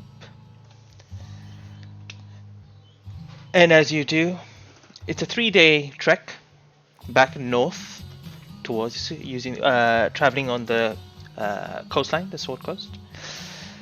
And as you travel, you rest in between. There are no events. On the second day, you actually passed by where you cremated Bryn. There is still the scorch marks on the ground of where you cremated his body, and the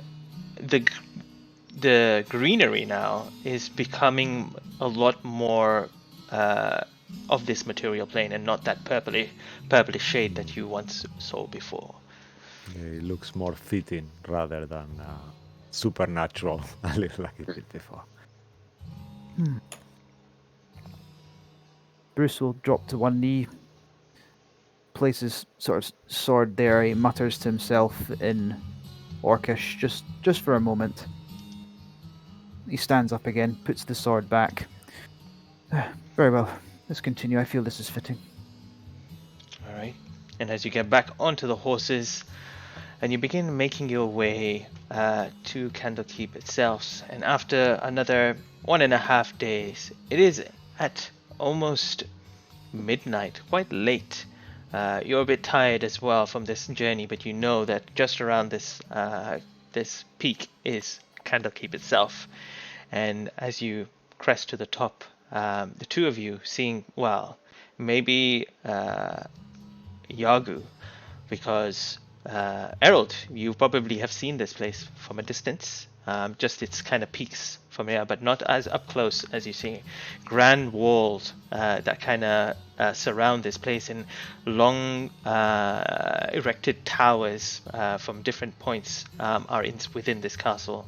There is this one big black gate, which is what seems to be made of like a metallic metal material, which has two lion heads facing towards each other, and you see people kind of walking towards it as it one of the doors is kind of ajar, and people just kind of walking into it. It's these massive gates, and as you approach it, you are stopped at first before they see I guess Aki and Bruce, but the rest of you they do not recognize, and they say, "I'm sorry. We recognize you two, but the other two, do you have any books for us to, for you to enter Candlekeep?" Yeah, it's the requirement. You have to give us a book. The code of writing requires it. Yes, I have a book. One moment. Bruce will reach into his bag of holding, passes Van Richten's Guide to the Domains of Dread and A Deep and Creeping Darkness, another book, to our new companions. Will this do? Oh wow! Look at this. This is good. He's looking at the Van Richten's Guide. And see them kind of open there, just reading it. Will this do? I'm really not got much patience for this right now. Yes, it's quite late. Yeah, Yes, they may pass. Go on in. Oh, All right. Okay. It's almost like a club. The door, don't huge worry doors about them. start to open.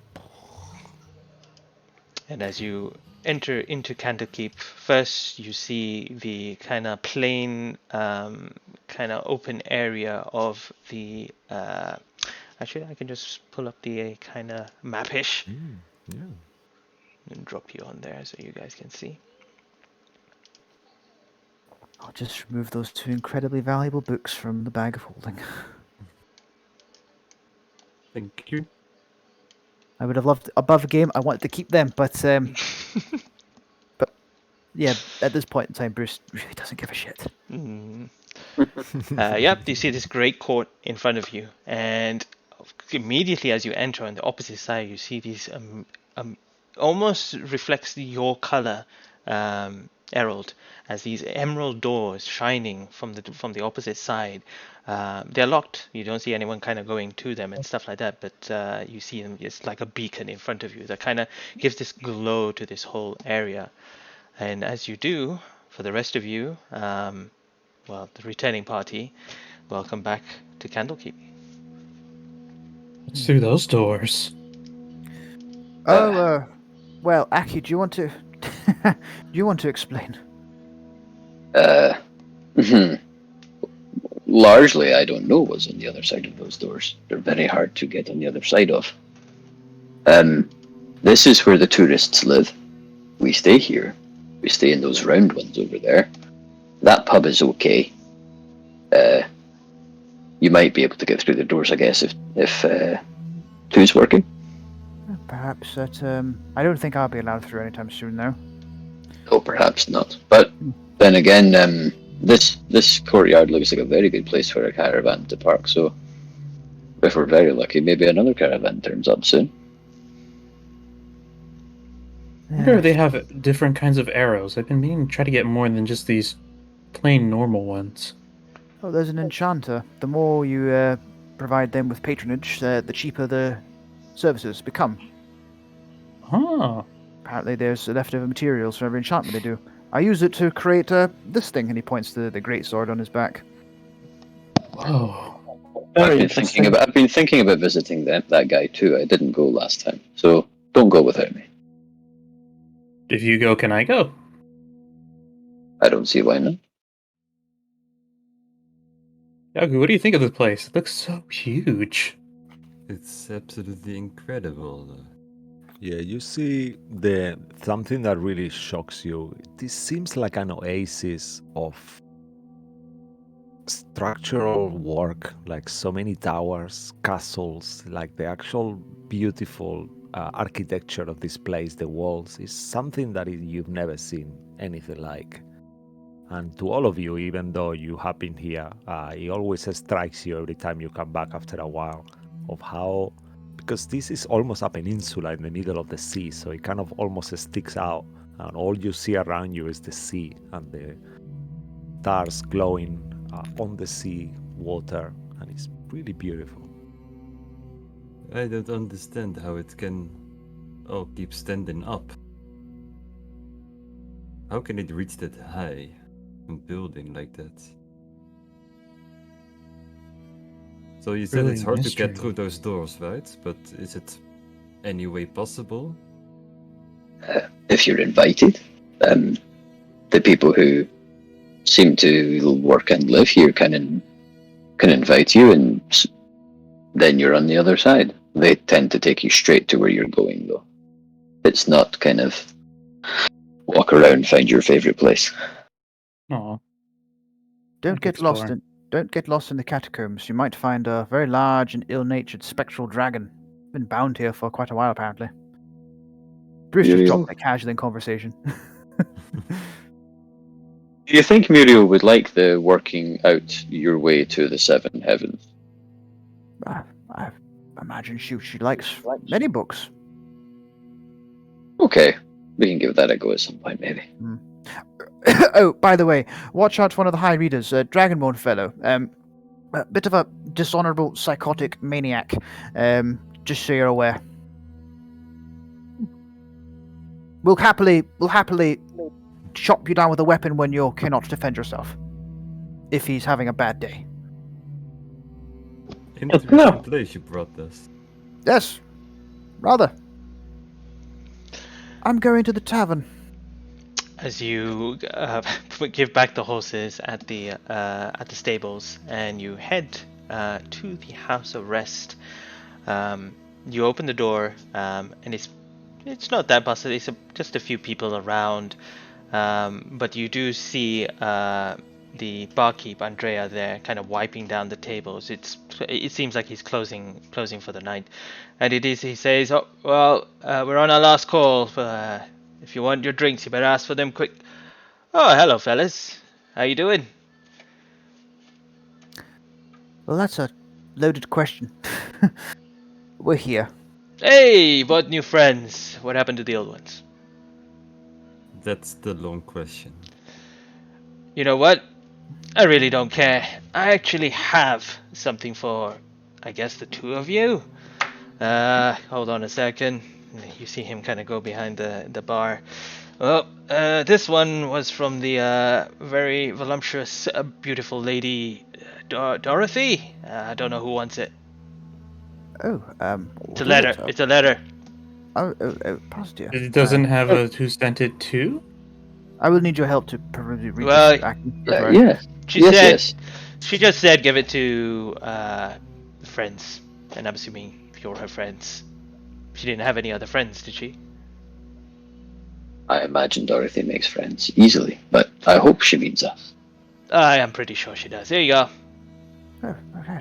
I open the letter. I sort of hold it in front of Aki's. All right. Well, I'm gonna give you the letter. Please go into your journal, and you shall see it.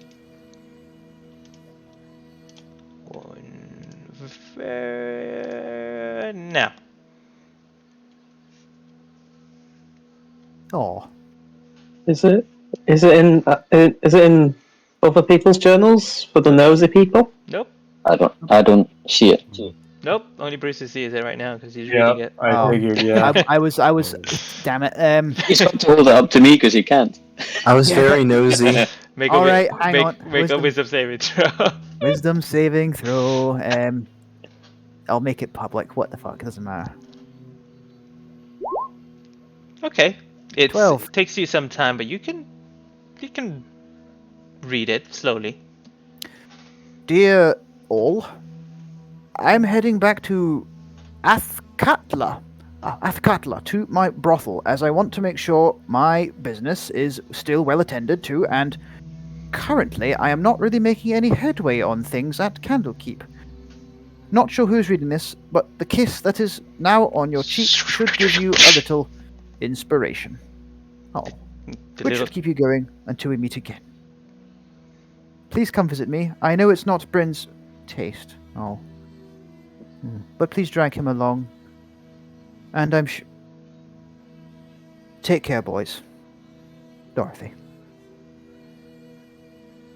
You notice that he seems to sort of stop himself right at the very end there.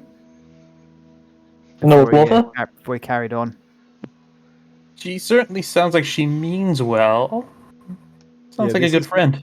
This is one of those moments in movies that then when Bruce, Andy starts reading it, it sounds like Dorothy's voice. So you hear one of those times. I don't think I could mimic David doing Dorothy. I know, It's not it's happening. hard. Yeah. And I'm when not you finish reading it, the lips on the like the lipstick mark that was on the envelope flies off, and then just puts it onto your cheek. You can use this. This is a permanent 1d6 until you use it, basically, of inspiration. Yeah. Wow. It seems right that the kiss landed on you, Bruce. She had a thing for you. I always did wonder about that. So it is an ex-lover. What? I mean, you would know Okay, Mass. so- You would know Mass. Were they? Yeah. Friend. I think we all know. All right, this is kind of awkward. I don't really want to get involved, but you, Aki, I've got one for you. This was a special one. This one came from way top, and you receive this one. Damn it! I can't scroll down. So like maybe like this package was like Amazon Prime delivery, where the other one was like maybe God, what's the shit one? I can't remember her name. Ah, shit, I've ruined that joke. Wish? Yeah. Yeah, Wish. It's in your journal. Can you see it? I can. Great. Andre, give me my stuff back. Oh yeah, that's right. And you just see him take out everything that you provided and puts it on. He picks up his staff and starts putting his various very gaudy rings back on his hands. Oh, my caravan are in Luskan. Would Bruce know where? Would anyone know where that is in relation to Candlekeep? You guys can make a history check if you want to ascertain that. Or survival, maybe, actually. Sure. Either are. If it's survival, can I add into it? Because you could have been passed through there, so that's why the Yeah. survival. So, okay. I rolled the wrong thing. Just take 3 off my roll. Oh no, Okay. Bruce has a headache. I got a 18. 18 was pretty good. Yeah. What season are we in at the moment? You are in kind of like the end of fall at this point. Coming towards October, the winter. a month for.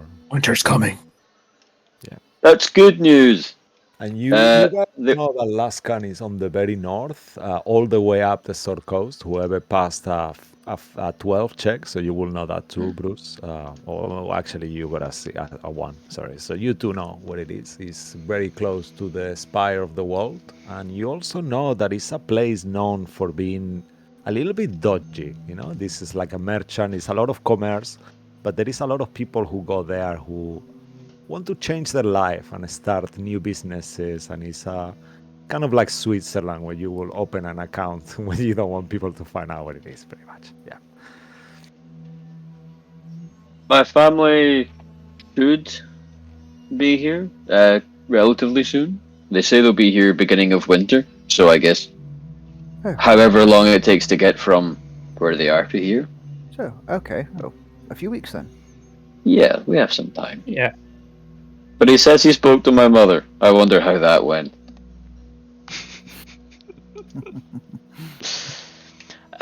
Yeah, great. So I have more bad news. Well, more bad news, I guess. Bad news. Your room's been occupied. We've got some people, delegates that have come from Neverwinter, and they needed the space to stay. So obviously they're not your room, so we had to give them a room. So we gave them their room. However, we do have lodging for you all. It's just downstairs. Are you okay with that? You're putting us in the It's probably a basement, safer bet, Andre? probably. It's a cellar, more like. But there's people there. Is it a beer cellar? No, it's a candlekeep cellar. Oh, that's disappointing. You see like a guy on the corner of the bar just make a hiccup when he said that. Oh. Well, you said one last order. I'd like a bottle of wine, please. All right. I'll run you 2 gold pieces. Here you go. All right. Hands over the 2 gold. Seems like you've had a rough time. Here you go. Thank you. You hear a screech as one of the chairs. You don't even know why you missed this person. As the chair pushes back, and as you look around, you see this Aarakocra, but he's almost 7 feet tall, very white. He has this kind of golden beak with white feathers that kind of blend to a brown. He carries this wielding great axe on his back. He slams his tankard on the ground, on the table, looks at you all. America! And turns around and leaves.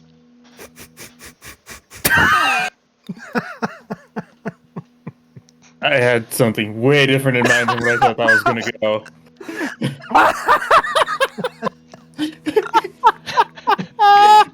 Good job, DMs. Good job. I approve as an American. I approve.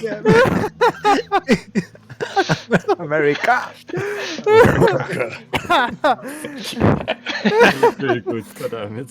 Bruce Good leans one, over Mo. to Errol and goes, I think that fellow is compensating for something rather immensely. Oh, you have no idea. Like, that bird just seems like he's got so much under there. You It's know? almost like he sticks his beak into places that they just don't belong.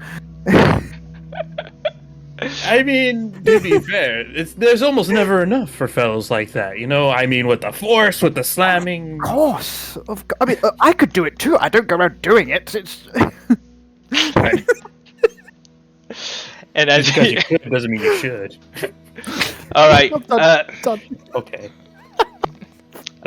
this way, guys. And as he escorts you kind of towards the back, you see this hatch on the floor.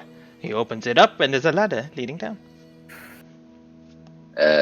Andre, I'm not getting in there. Well, you either sleep down. I'm telling you, there's plenty of room down there. Comfortable beds. Pretty funky people down there. You'll be happy. Funky? How many people are down there already?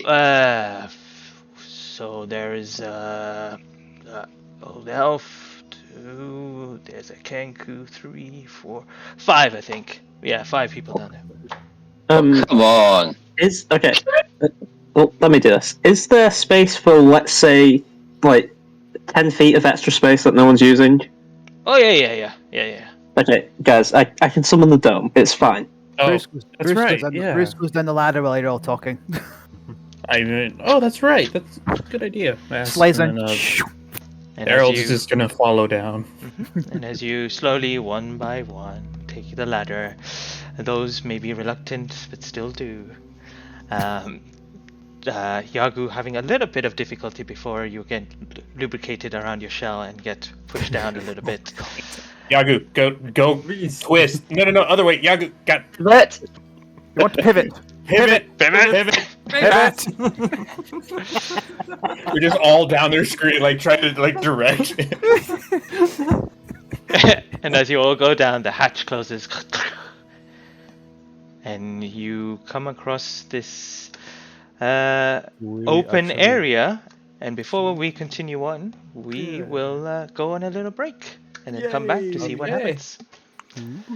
Yay! All right, everyone Boy. out there, thank you for watching. Yeah. Keep tuned. This is going to get very interesting, very, very fast. Don't go anywhere, and we'll be Yeah. back very soon. See you in a bit. Yay. See you in a bit. Yeah.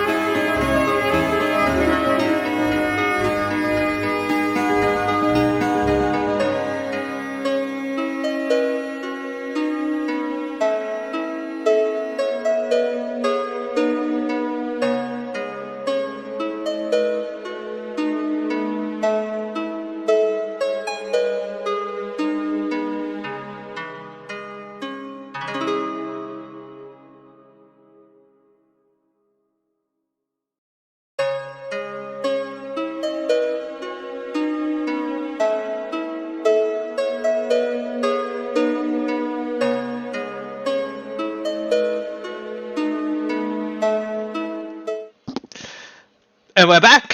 Thank you guys Yo! for sticking with us, Yeah. and we'll definitely Yay. jump straight in. Let me just put some music on. 1 second. All right. Nice and underground music. Well, not music, just sounds. All right. As you climb down the ladder, it comes down to a spiraling staircase, which kind of go down quite deep, and you take it down until you find yourself opening up to a circular room, which contains curved dark wood bookcases packed with books of assorted shapes, sizes, and ages. Flowers in ceramic pot line the top of the shelves, giving the area a sweet fragrance. Alcoves are spaced at regular intervals around the perimeter of the room. 4 of them contained, from what you can see, polished bronze statue of some scholar of some sort. The 3 hold some overstuffed chairs. In the center of the room is a brass railing which surrounds and overlooks, that gives a view what seemed to be maybe a further down area. Hanging from the ceiling above the opening in the floor is an enormous stone sculpture of an open book that looks like as though the cover is flipping to keep it aloft. There is also a spiral staircase to the east that leads down, as well as the staircase that you are on, which also leads further down, but this is the first room that you see in front of you. Immediately as you are coming down these steps, you hear a voice and says, "Hector, are you back?" And then you hear a voice from below. I never left. Then you see this very maybe olden elf female who is currently on a sliding ladder, which is against one of the bookshelves. And as she kind of looks towards you, kind of taking her glasses off a little bit, she looks towards you. Visitors. She climbs down the stairs. Ladder. I'm Scribe Vermeer. Sorry for the state of things. As you see, the restoration project is at work, in progress. I'll be with you shortly. She wanders off for a moment, and then moments later she comes back. Actually, if you don't mind, would you help bring some of these books downstairs to Edward, the person that you just heard earlier as well? I'll meet you there. Please, make yourself comfortable. Certainly. And, Bruce will find a bed to sort of sit on. And is his old cat Hamish wandering around? No, not here. Oh, damn. As you look around, you do see another individual there. This person you see has kind of like whitish hair, kind of elvenish ears, wears some sort of kind of what could you say, like a turquoisey bluish garbs, and seems to be not wearing the similar attire of Candlekeep. Probably another person that's kind of there. They you look at them and you realize they're very small. They're about maybe just over or just about 10 inches tall, and they're just there, kind of sitting down, kind of with the book open, and just kind of reading.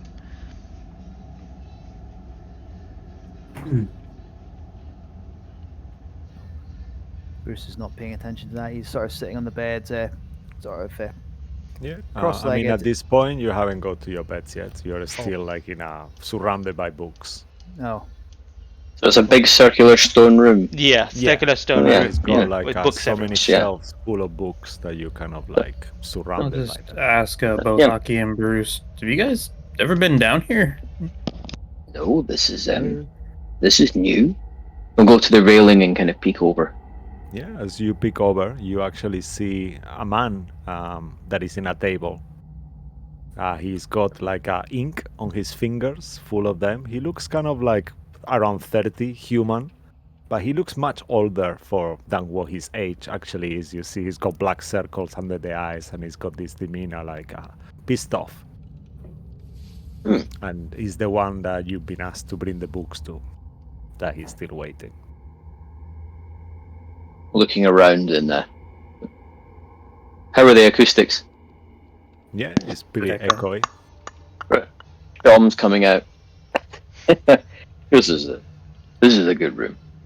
I've heard round rooms are good. I don't think I've ever been in one. Oddly spacious. We'll start playing or fiddling around on the sham, probably sounding twice as loud as normal. In the moment you get close to your instrument, from below, you hear the voice of this man saying, keep your voices down, please. I just put my daughter to sleep. Honestly, do you mind? You guys are being way too loud. I'll just kind of say to them all, tipping my hat. Sorry, we'll be quieter, not being any quieter. Either you are quieter, or I'm gonna come up. This is a place of study. What do you think this is? It's 12 o'clock, you fools. Stop it right now. Honestly, are you going to be quieter? We were told it was a bedroom, not a study. It's a bedroom, but your bedrooms are downstairs, down here, even lower below. You are in the library upstairs. If you wanna make noise, make your way to your designated bedrooms, okay? Oh, jolly good. And Errol will look around for the books that he was directed to take. And Yeah, do I have to do any sort of fine. check, or is it possible for me just to kind of No, carry them out? Yeah, you just Okay. take them. You can. I'll be like, all right, just to make up for our noises. And he'll start walking down with these books, trying to... The other person that kind of shushed you is the small little, no idea what he looks like or what he is at the moment, but the small 10-inch person that is sitting there reading a book next to you guys. Okay. And they'll just kind of put the books near him. Okay. Oh, thank you. You bring the Yeah. books down and you see Ebda, the other human with this ink everywhere. His whole clothes is full of ink. Oh, thank you. No problem. Sorry about all that. Do you need but us? actually, these books are not for me. These are for Catula. If you will be so wonderful and deliver it to her, she's a scholar and she's there on that room. And she points to this place where it seems to be a few doors, where potentially one floor below there is some rooms, bedrooms. Oh, it is Thank on the you. way. I'm Ebda, Okay. by the way. Hello, I'm Errol. Nice to meet you. I'm Ebda, a small stone. Who's the other fellow who kept on telling us to be quiet? He points to presumably who Lucky is voicing. Yeah, actually, Lucky, you want to describe your character even in more detail? All the dogs come out. Yeah, I'm sorry about that. So you guys see it's a small, younger looking man, actually, but he is in fact very, very small. He's got these long, well-kept purple wings on his back, but they look kind of... The design on them is very close to kind of like scale, I guess you'd say. The armor he's wearing, it's like a almost like Mo said, like a teal purple with gold inlaid on the leather. And that's all you pretty much see. His skin is pale, very pale, just like he's never seen the sun, and his hair is very white silver. How And his eyes are different colors. One is blue and one's like a very sky blue and one's very golden crimson.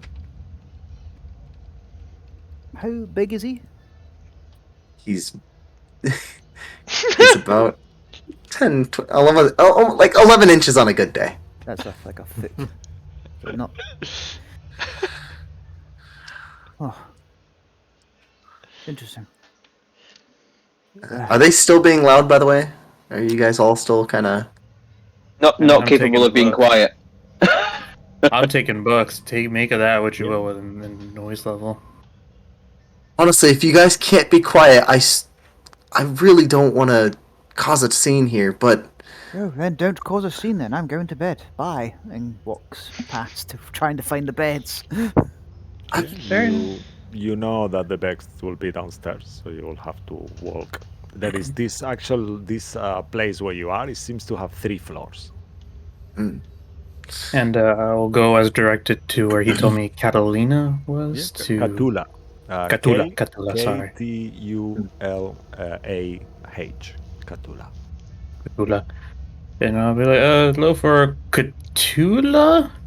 Yeah, she's in that room over there. And he points to this room, like a door that is gonna one go to the floor door and lower down. And go lower down, go up to the door, and I'll be like, this awkward. Try to use an elbow to kind of knock on the door. Yeah. So you knock on the door. You hear, hello, hi. The door opens, and you see this tabaxi, female tabaxi lady. She's dressed on kind of like some scholar kind of looking clothes. She's got like a sleeping gown as well, or like a sleeping hat. And she's like, oh, thank you so much. That means a lot. Anywhere you want these? Yes, that's the books I was expecting for. Thank you. And she kind of like takes the books of you. That's very kind of you. Are you staying here as well? Yes. We're gonna be going downstairs to get some sleep. I'm Errol. Yeah, your rooms. Oh, nice to meet you. I'm Catula. I've been here for a few days. I'm studying and things here in Candlekeep. Lots of things. Curses. Well, it's too long to talk about the story, but yeah. Yes, and you notice that while she's talking, her hands are like one of these people that she's gesticulating all your face with her hands, pretty much, almost. Okay, thank you very much. That'll be good. I'll be going to sleep now. So yeah, please keep it not too low, and I'll see you in the morning. Bye. Good night. And Good night. I guess the door's just gonna close, and Errol's just gonna make his way downstairs to catch up with Bruce. She kind of and closes the door with the tail. So she's like, kind of winks her tail back and shuts the door. Thank you. More and more interesting people. Aki will go to fall after Bruce, but before he does, he'll bend at the waist all the way down to this tiny little man. You're very, very small.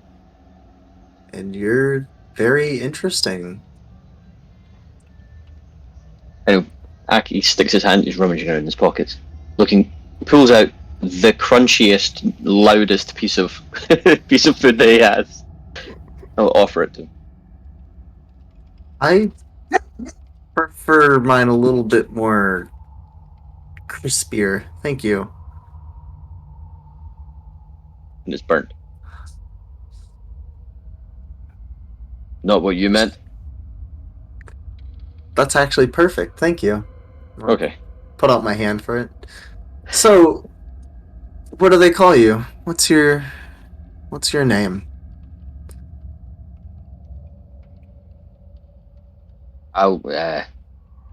We'll avoid what they call me in a few cities near here. Let's go with Aki.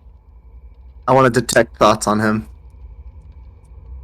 Just the top of his memories. All right.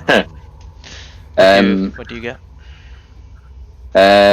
Probably images of Baldur's Gate and what they once shouted at the caravan while they were leaving.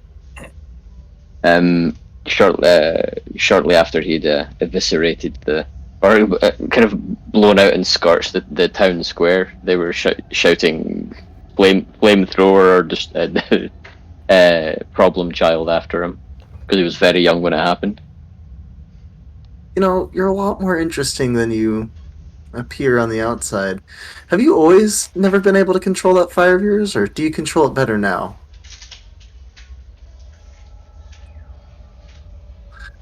Who were those people you were with, by the way? I thought I saw them. You were running around people. They called you flamethrower or something? They all deserved it. We're not talking. Oh, I'm gonna delve deeper into his mind. I believe he needs to make a wisdom saving throw. Is that right? Can I sorry. Can I do a check to see if this is happening? By the way, because This is completely Oblivious. non-detectable. Yeah, you Yeah. don't. Okay. You cannot see anything. It's just Well, that's not happening with those components. in that case, No components. It's Right. something this special. case, yeah. it's in that case, then I'll sit down next to Aki and just say, "Damn, this guy's good." Do you still look like you, or have you changed what you look like? I still look like Maz. Yeah, he Can you changed my roll- ass. Can he roll a wisdom saving throw? I'm gonna go deep Yeah. into Aki's mind. Please make a wisdom saving throw. Okay.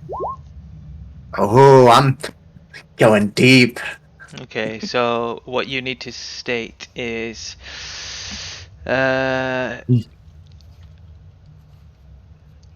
into your emotional state, something that looms large in your mind. Is this a choice that Lucky has to make what he wants to know? No, this is something that you would divulge to him. Okay, something that's looming large. Mhm. Just one? Yeah, whatever is really deep in your thoughts right now.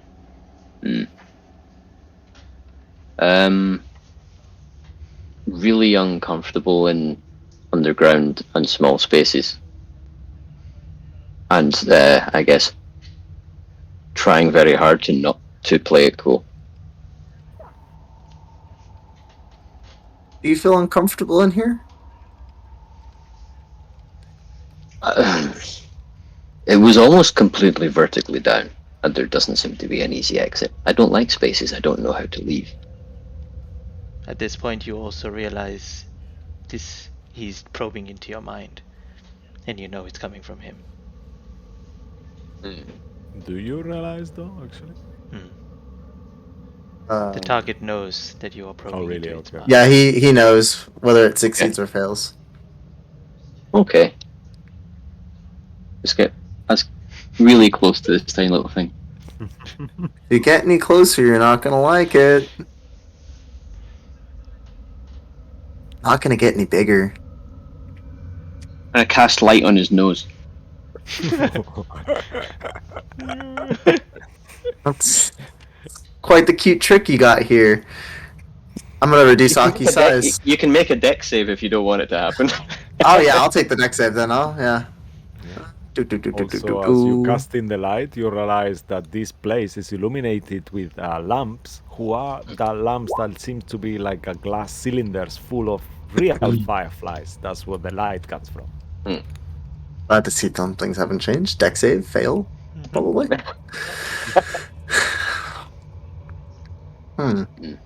So, where are you guys all from? I take it you're not the leader, right? Well, if we have a leader, I'm from everywhere, and kind of nowhere. We're traveling around. Most of us are very new. I'm not too sure where many of us are from. One of us is from a lake. It's not very specific though. Above game, you know that Harold is also from Cloakwood. Cloakwood. Cloakwood, I don't know if I disclose that though. No, I might not disclose specifics just yet. Okay. Well, my name's Ruin. It's nice to meet you. I'll extend out my hand. Finger. Ruin Synergy.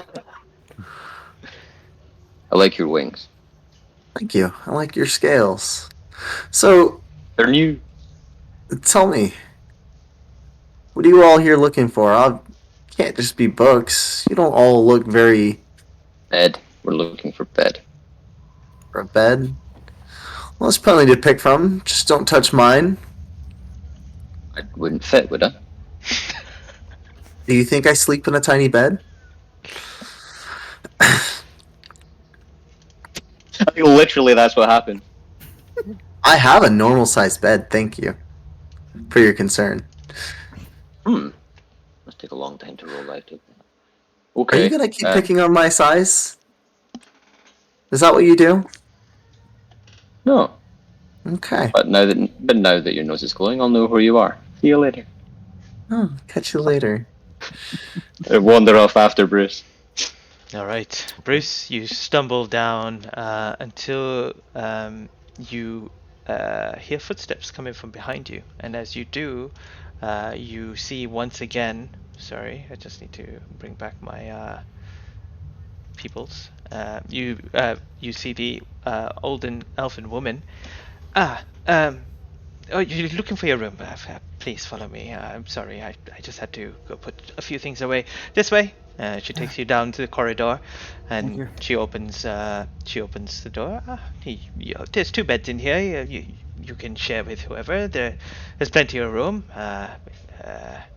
for everyone. Don't mind. Good. Thank you. I'll just I'll take this bed here. He'll take the bed on the right. Okay, I'll send your friends downstairs. Please let us know if you. Sorry for the. I know that this is not ideal or comfortable, but I'm sure it's just for one night. It is just fine. Good evening, my lady. Okay. And she closes the door. And one by one, she kind of goes and finds you all, escorts you down into your bedrooms.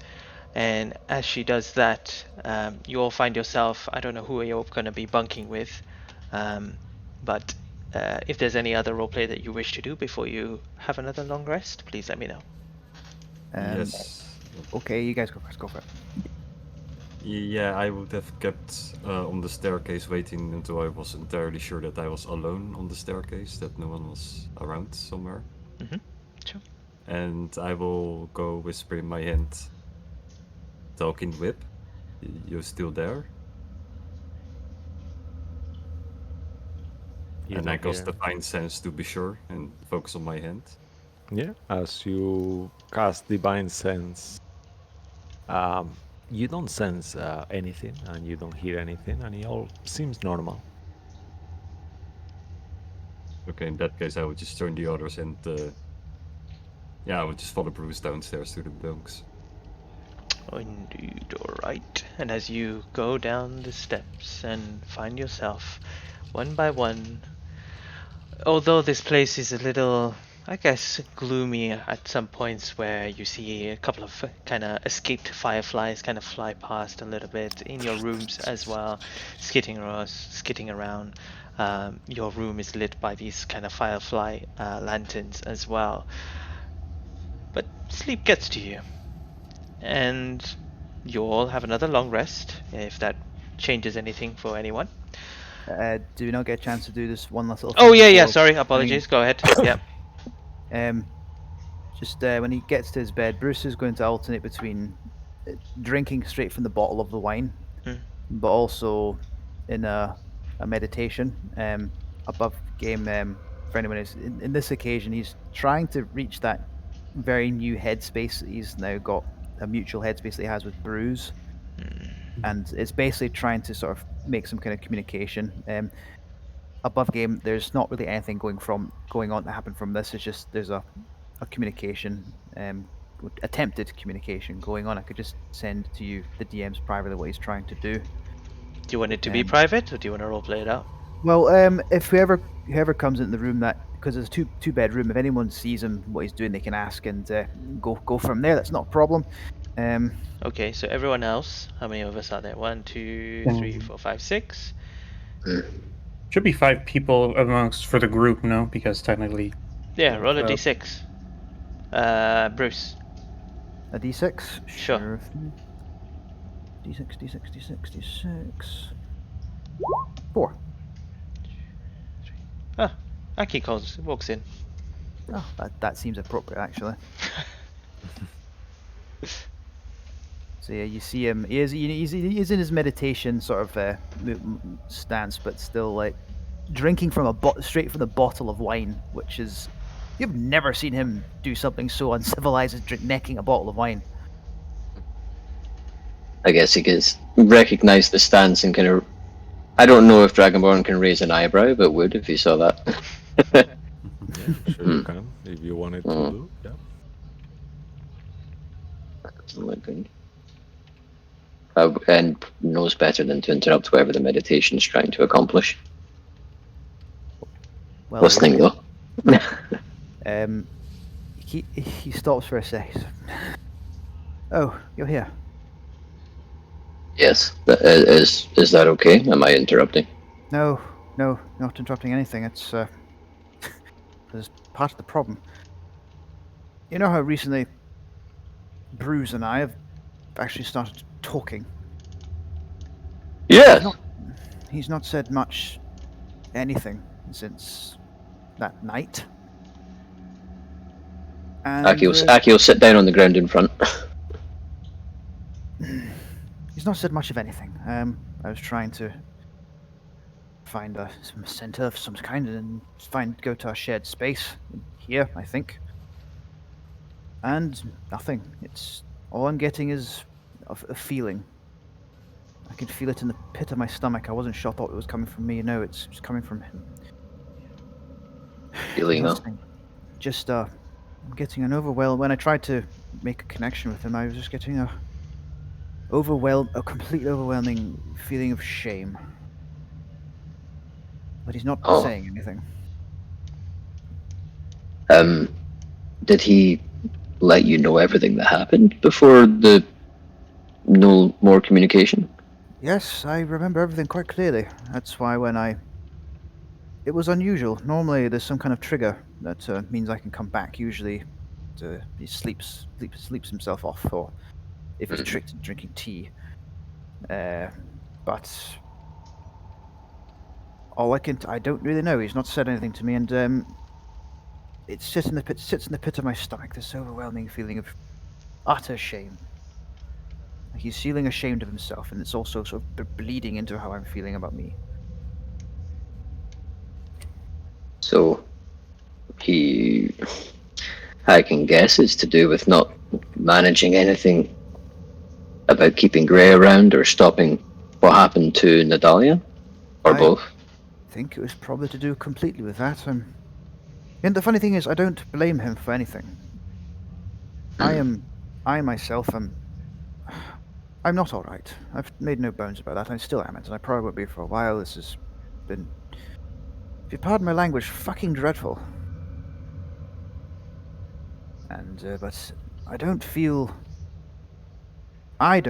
ashamed of anything I've done, but that's not the feeling I'm getting coming from him. Why do you think he feels so differently? I don't know. He won't say anything. It's like, how do I put this? He shut himself off into. Imagine shutting yourself off in your room, and he won't come out. But because he's still here, with me, I'm getting this just overwhelming feeling from him. I suspect he will reappear if I was to go into my battle rage. I don't know what you would expect from him, though. Not right now. He drinks another bottle, more from the wine. You know he always does exactly what he says he's going to do. He's nothing if not honest. There was nothing more to be done. I know. Is this I'm sorry to bring him up, but given that the trip to Vermilion triggered one or two things, is this got anything to do with your father? No, I actually don't think so. The recent events have made all that seem rather small. I've spent my entire life dwelling on that. And some things have put that into sharp contrast. Well, you and I both know he has nothing to be ashamed of, and I'll be sure to tell him when I see him. I know. And I thank you. Normally, he's always the one. When we have talked, he's talked at length about how he just wants to protect wants to protect me, and then by extension yourself and the people now who travel with us, and I imagine that extended to Nadalia. Yes. Being singled out to protect something that's never been protected before will do that to you.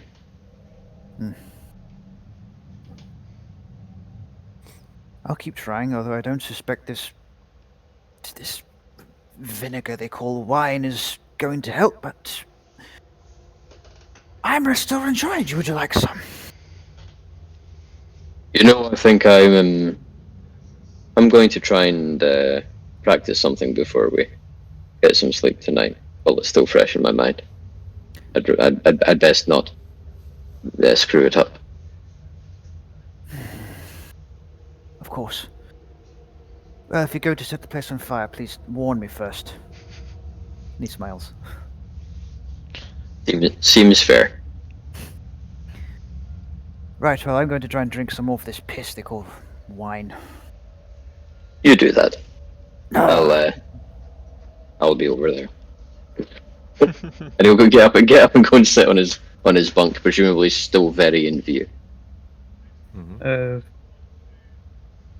Before the long rest, could I try one more thing? Yeah, of course. So Harold going into his room, regardless of whoever's bunking with him, if there's anyone, he's gonna pull out his rift spanner, take a look at like the sonar end of it, and he is going to use detect portal on it, which is it should be coming up in roll 20 right now. Yeah. And he wants to know if like any direction within a mile, which is basically 5,280 feet, there's a planar portal nearby. Up to you guys. It could be nothing either way. No. In this kind of the area around that you are at currently, you don't spot anything. But as the senses kind of grow, you realize kind of the space where you saw kind of the direction of where the candle keep is. There are multiple rifts that open, close, and then something else opens for a moment, closes. Somewhere else something opens, closes, and it's just happening constantly all around that kind of area, just within that kind of buildings and spaces that you saw before. Wonder what they're bringing in here. And Errol is going to put it away to his belt, lay down, and just proceed ahead to sleep. Yeah. And you are, if it's okay with you, you will be bunking with Yago. Yep. Is anyone else wants to do anything else, or should? A doodle check. Yeah, do your doodle check. Your thing check. And Maz, go ahead. Yeah, I was just gonna kind of have like a little talk with the new guy, with Rowan. Yeah.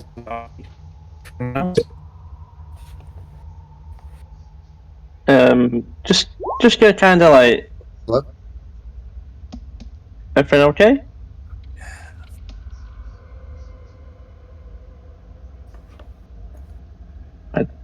I don't know what's happening. It's talking to you, Ruin. Yeah, Ruin.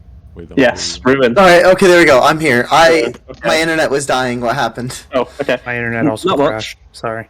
It's American. I'm just gonna, like, literally, this will have just been after Aki left. I'm just curious. I'm just gonna say, you know, you're interesting. If it wasn't for the fact I was completely shattered, I'd try and pick your brain. Are you here tomorrow? Is he talking? So just adding him. Are you talking to me? Yes. Okay, because like I said, my internet was kind of. I'm gonna continue flipping through my book. Oh, I'm sorry. Yeah, I don't really have anywhere else to go right now. That was cool what you did. Like the way you read him like that. I want to learn your trick sometime. I also read people. It's no trick. I mean, yeah, he was shaking like a shitting dog. I've only been able to do that to him a tiny bit, but you You got everything from him. I need to learn. Tell you what, I'll teach you my trick if you tell me something about yourself. Why are you with them? You don't really seem like the teamwork kind of guy. I newly joined them. And I had some unexpected business. Well, some business to do over here, and they seek around here. So I thought, well, two birds, one stone. Okay. But Well, I'll be here yes, until Candlekeep tells me otherwise. very good. The very same from my end. Have a nice night. And you as well. I'm just gonna continue to flip through my book. Um, And as you guys start to, the night takes you, sleep takes you. But as you are sleeping, Yago, you feel uncomfortable. You keep moving in bed over and over. And you start to see an image. You see your home, your swamp, as it is, the murky water, all this weird gray mist, and all this corrupted forest. And amidst all the chaos, slightly the water starts to part, and floating over the river, you see a beautiful woman, human, with intense red hair, and she slowly starts to walk over the waters of the lake on your direction. You were looking for me? I heard you calling me. Yes, I was actually trying to get in contact you first in tomorrow, but it's a pleasant surprise to see you again, my goddess. No, it's okay. I'm here for everyone who calls me. I can help you. Well, first of all, thank you for guiding me towards here, I guess. But now that I'm here, and with the past happening, I am a bit more confused and afraid than before, I'm afraid. Oh, that's okay. And you feel as she gets closer to you, the two things that you notice is that her hair is moving like she's swimming inside the water, like she's diving, but there is no water. She's just floating on the air, and her hair it seems to be waving in an unusual way. And as she gets really close to you, you feel like a motherly feeling, like you feel like this inner warmth, like you feel good within yourself. I have the solution to your problem. I help people, that's what I do. No motive at all, just the kindness of my heart. Well, then I'm kind of confused about what I should do right now. Especially since it's fake and it ended right here. I'll tell you what. You do something for me, I'll do things for you. Well, that's how it's always been between us, isn't it? Well, I've never really met you before, I have to say. Well, I walked always before you. I don't know. Yeah, you are aware about the lake you created in Thor, right?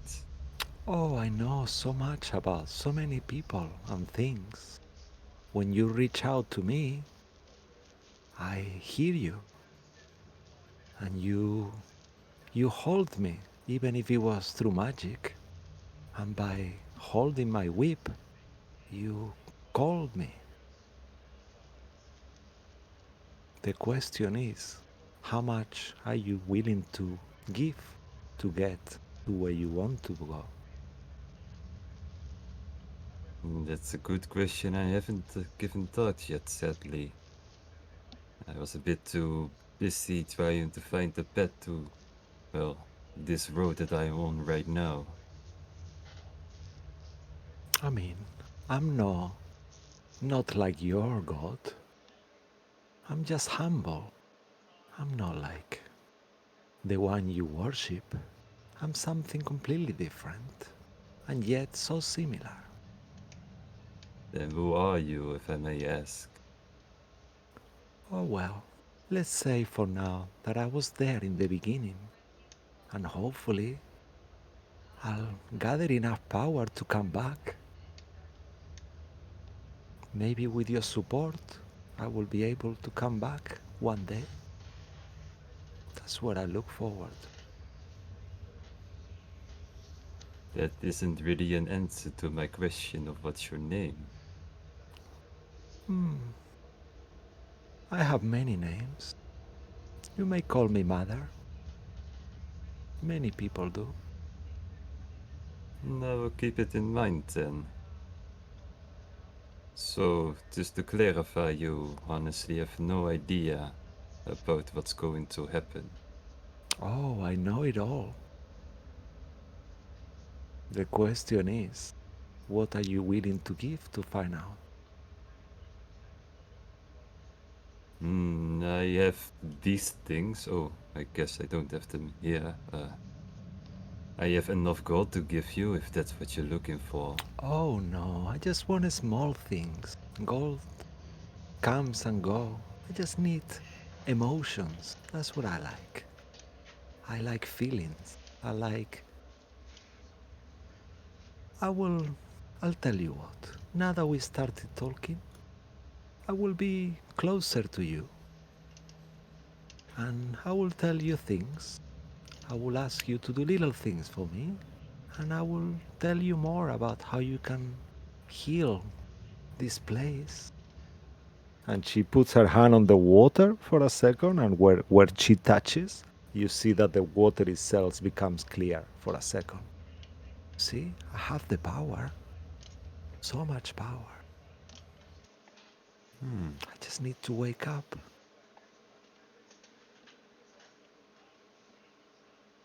Well, how about this? You're looking for emotion, you said? Yes, that's what I like the most. Feelings. Maybe I can use you indeed. I think so, too. We're gonna be good friends. I know. I will try to Just keep hold in my touch hand. with you. Hold my hand. Feel the warmth. Hmm. You have I nothing to don't be touch afraid of. anything I don't trust yet, so Oh, but you do trust me. Don't can you? you prove it to me that I can trust you? Of course. Well, then give me something first before I can give you anything. All right.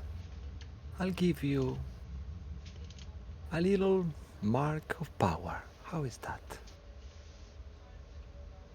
I'm still waiting. And What she kind of power? touches your wrist for a second, like with a finger, like this. And as she touches, you see like a tiny star, beautiful little star, in the back of your wrist. It's happening again.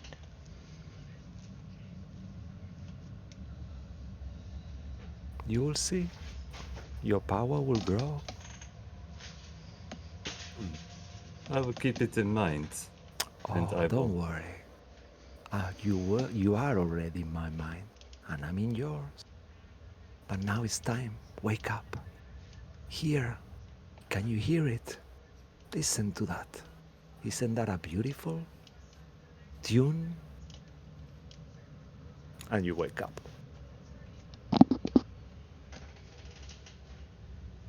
I will look around. Is Errol asleep? Errol's getting to sleep, but Or It's yeah, morning at this point, actually. As you open your eyes, okay. there is no windows in this place, so you're not sure whether it's day or night. But in terms of how you feel, in terms of rest, you feel like you have completed your rest. It's kind of weird not having any sense of time at this place, and he'll take a look at the rift spanner to see if he can gather any information about time or anything like that. I'll say just make a survival check. Of course. Okay, right, there you are. Oh, damn. That's 14. The feeling that you That's get good is enough. that, yeah, the feeling that you get, you would know that it is probably just like maybe just past sunrise. It's probably about 9 o'clock or something around that time, and you feel well rested. You feel good.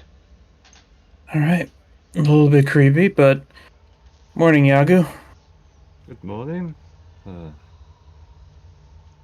So how was your sleep?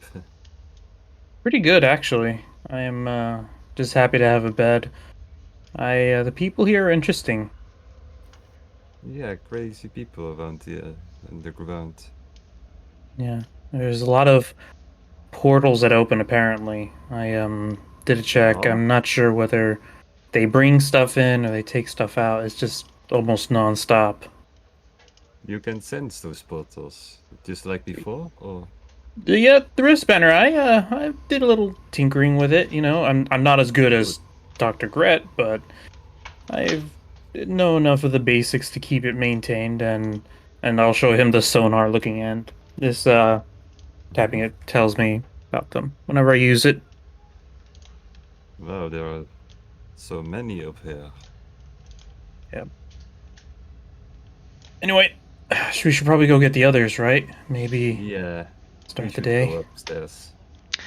One by one, you all wake up and you make your way up to the floor where you first met Edba, who is currently still sitting there reading the same book. But as you all kind of converge towards this kind of central space, you all kind of look at each other and you all begin to hear each other like singing this kind of not like a humming this kind of rhythm or a rhyme under your breath, and you kind of begin to notice that it's kind of the same, like you're saying the same thing over and over again, all of you, just under your breath, but unknowingly.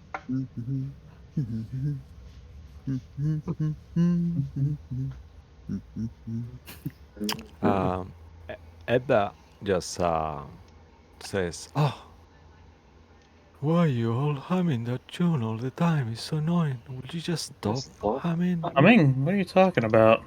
Also, We're good not, morning. we're not Good humming. morning. Yes, you are. I hear it. It's a tune. You all humming it. What do you hear? I got no idea what you mean. But And you actually are not fully aware of it, but you are having it.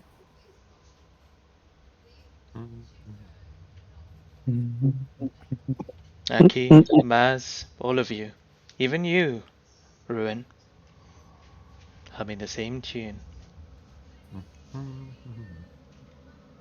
Well, sir, if indeed we were humming, we're not making a noise. It's no business of yours. Well, I don't want to upset him if we are humming. After a few minutes, you actually realize that Edba is actually humming the same tune too. you sure you're not hearing yourself humming? I mean, you're Oh. kind of humming yourself. What? You fucking hypocrite. I'm not. I'm not really humming. What's going on? That is kind of. I can't stop it. Everyone make a perception check. Yeah. All right. Come on, not a single digit. Another net 20. Ooh! Oh, Wow. Damn it! Wow! What is going on? That was so close. You know what? I was about to say as a player, it's like considering the events from that time in the temple, Bruce is a bit sort of clued into. Wait, this doesn't feel right. Let's leave. This makes sense. Yagu, Rowan, Bruce, you all look up, and there you see Veneer with her eyes wide open. He's listening to you guys humming, and she runs towards where the hatch was. And after a few moments, you hear some like locking mechanism. We're leaving now. I run to the hatch. I'm gonna run with him. As you Not really sure what's going on, but as Come on, guys. There's no need to run. as you head upstairs, you see her casting some sort of spell, speaking into it, and as you turn around, she says, "Stop! Stop! You cannot leave.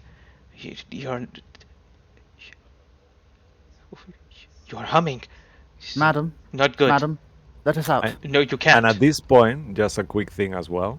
All of you realize that you cannot stop humming consciously. To do so, you need to concentrate. Otherwise, you will have to use your concentration to stop humming. Otherwise, you will keep humming constantly. So Madam, mechanically, give an you need attempt to at that? use your concentration. Yeah, you can do it. You just will be concentrating as the Okay. concentration of a spell okay. to I'll stop be it. like just pursing my lips. madam, open the hatch. You need to listen to me.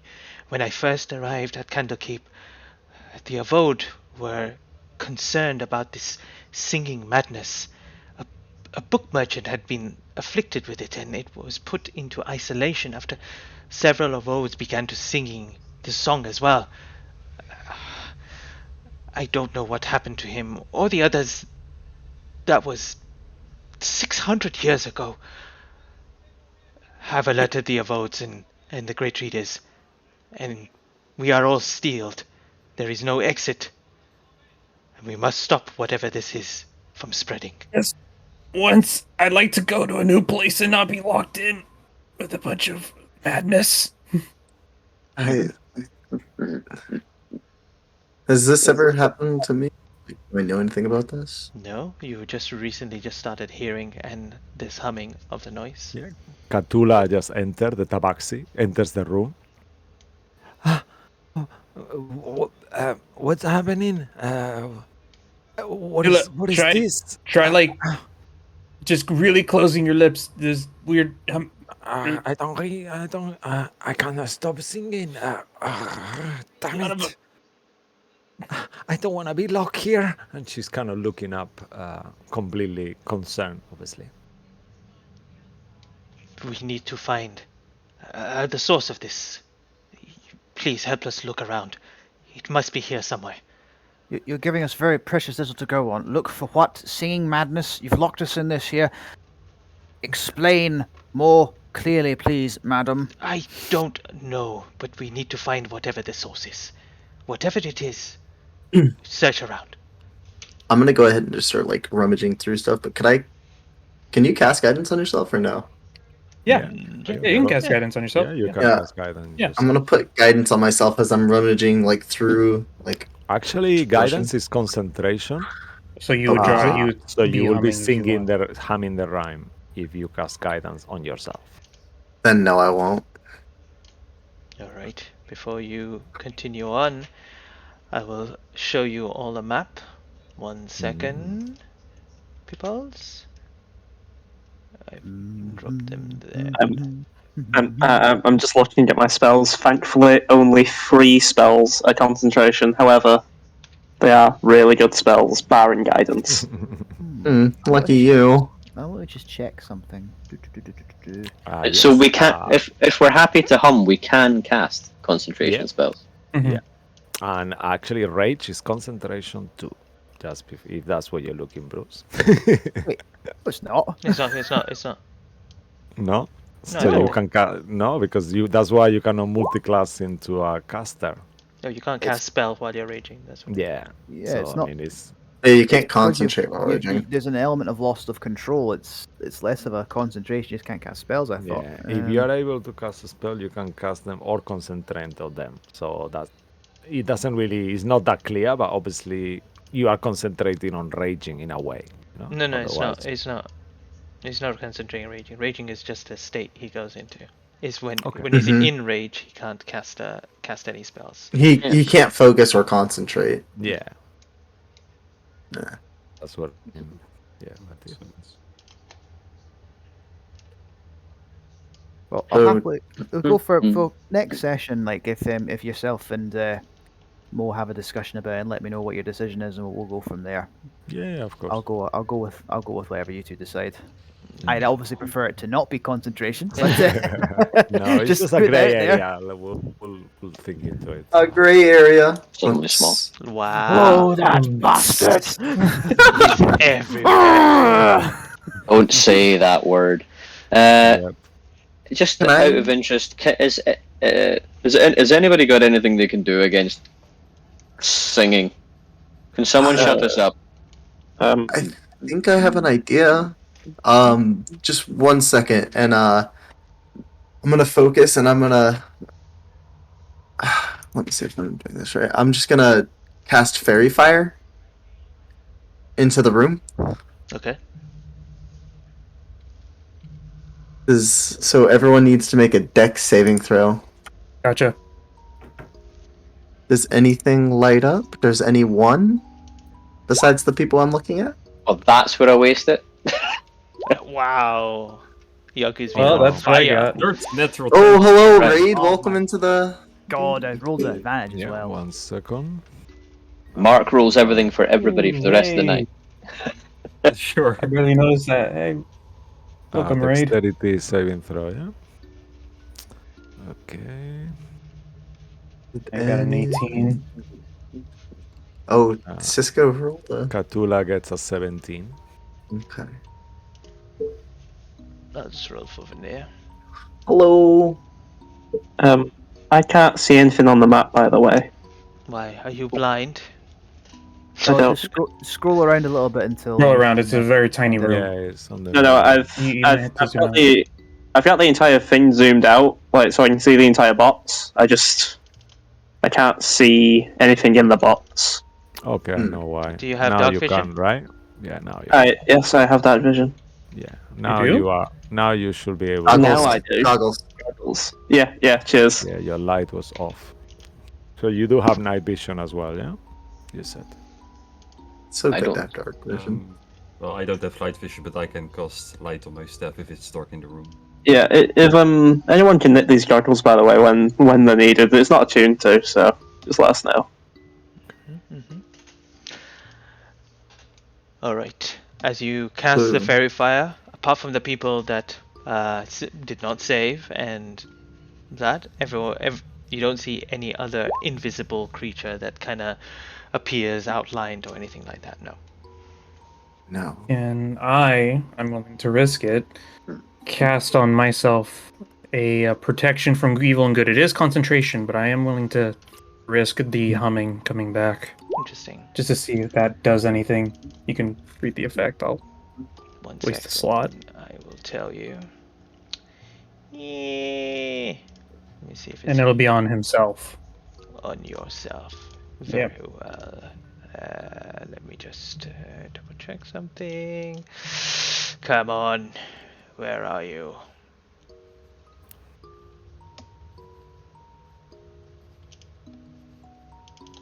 Is it in there? I don't remember where it was. I remember. It doesn't seem to. It's not doing anything bad, but it's not stopping what is happening. And I'll be humming while I'm holding concentration on this one. Oh, damn it! It's I'll- doing this. Yeah.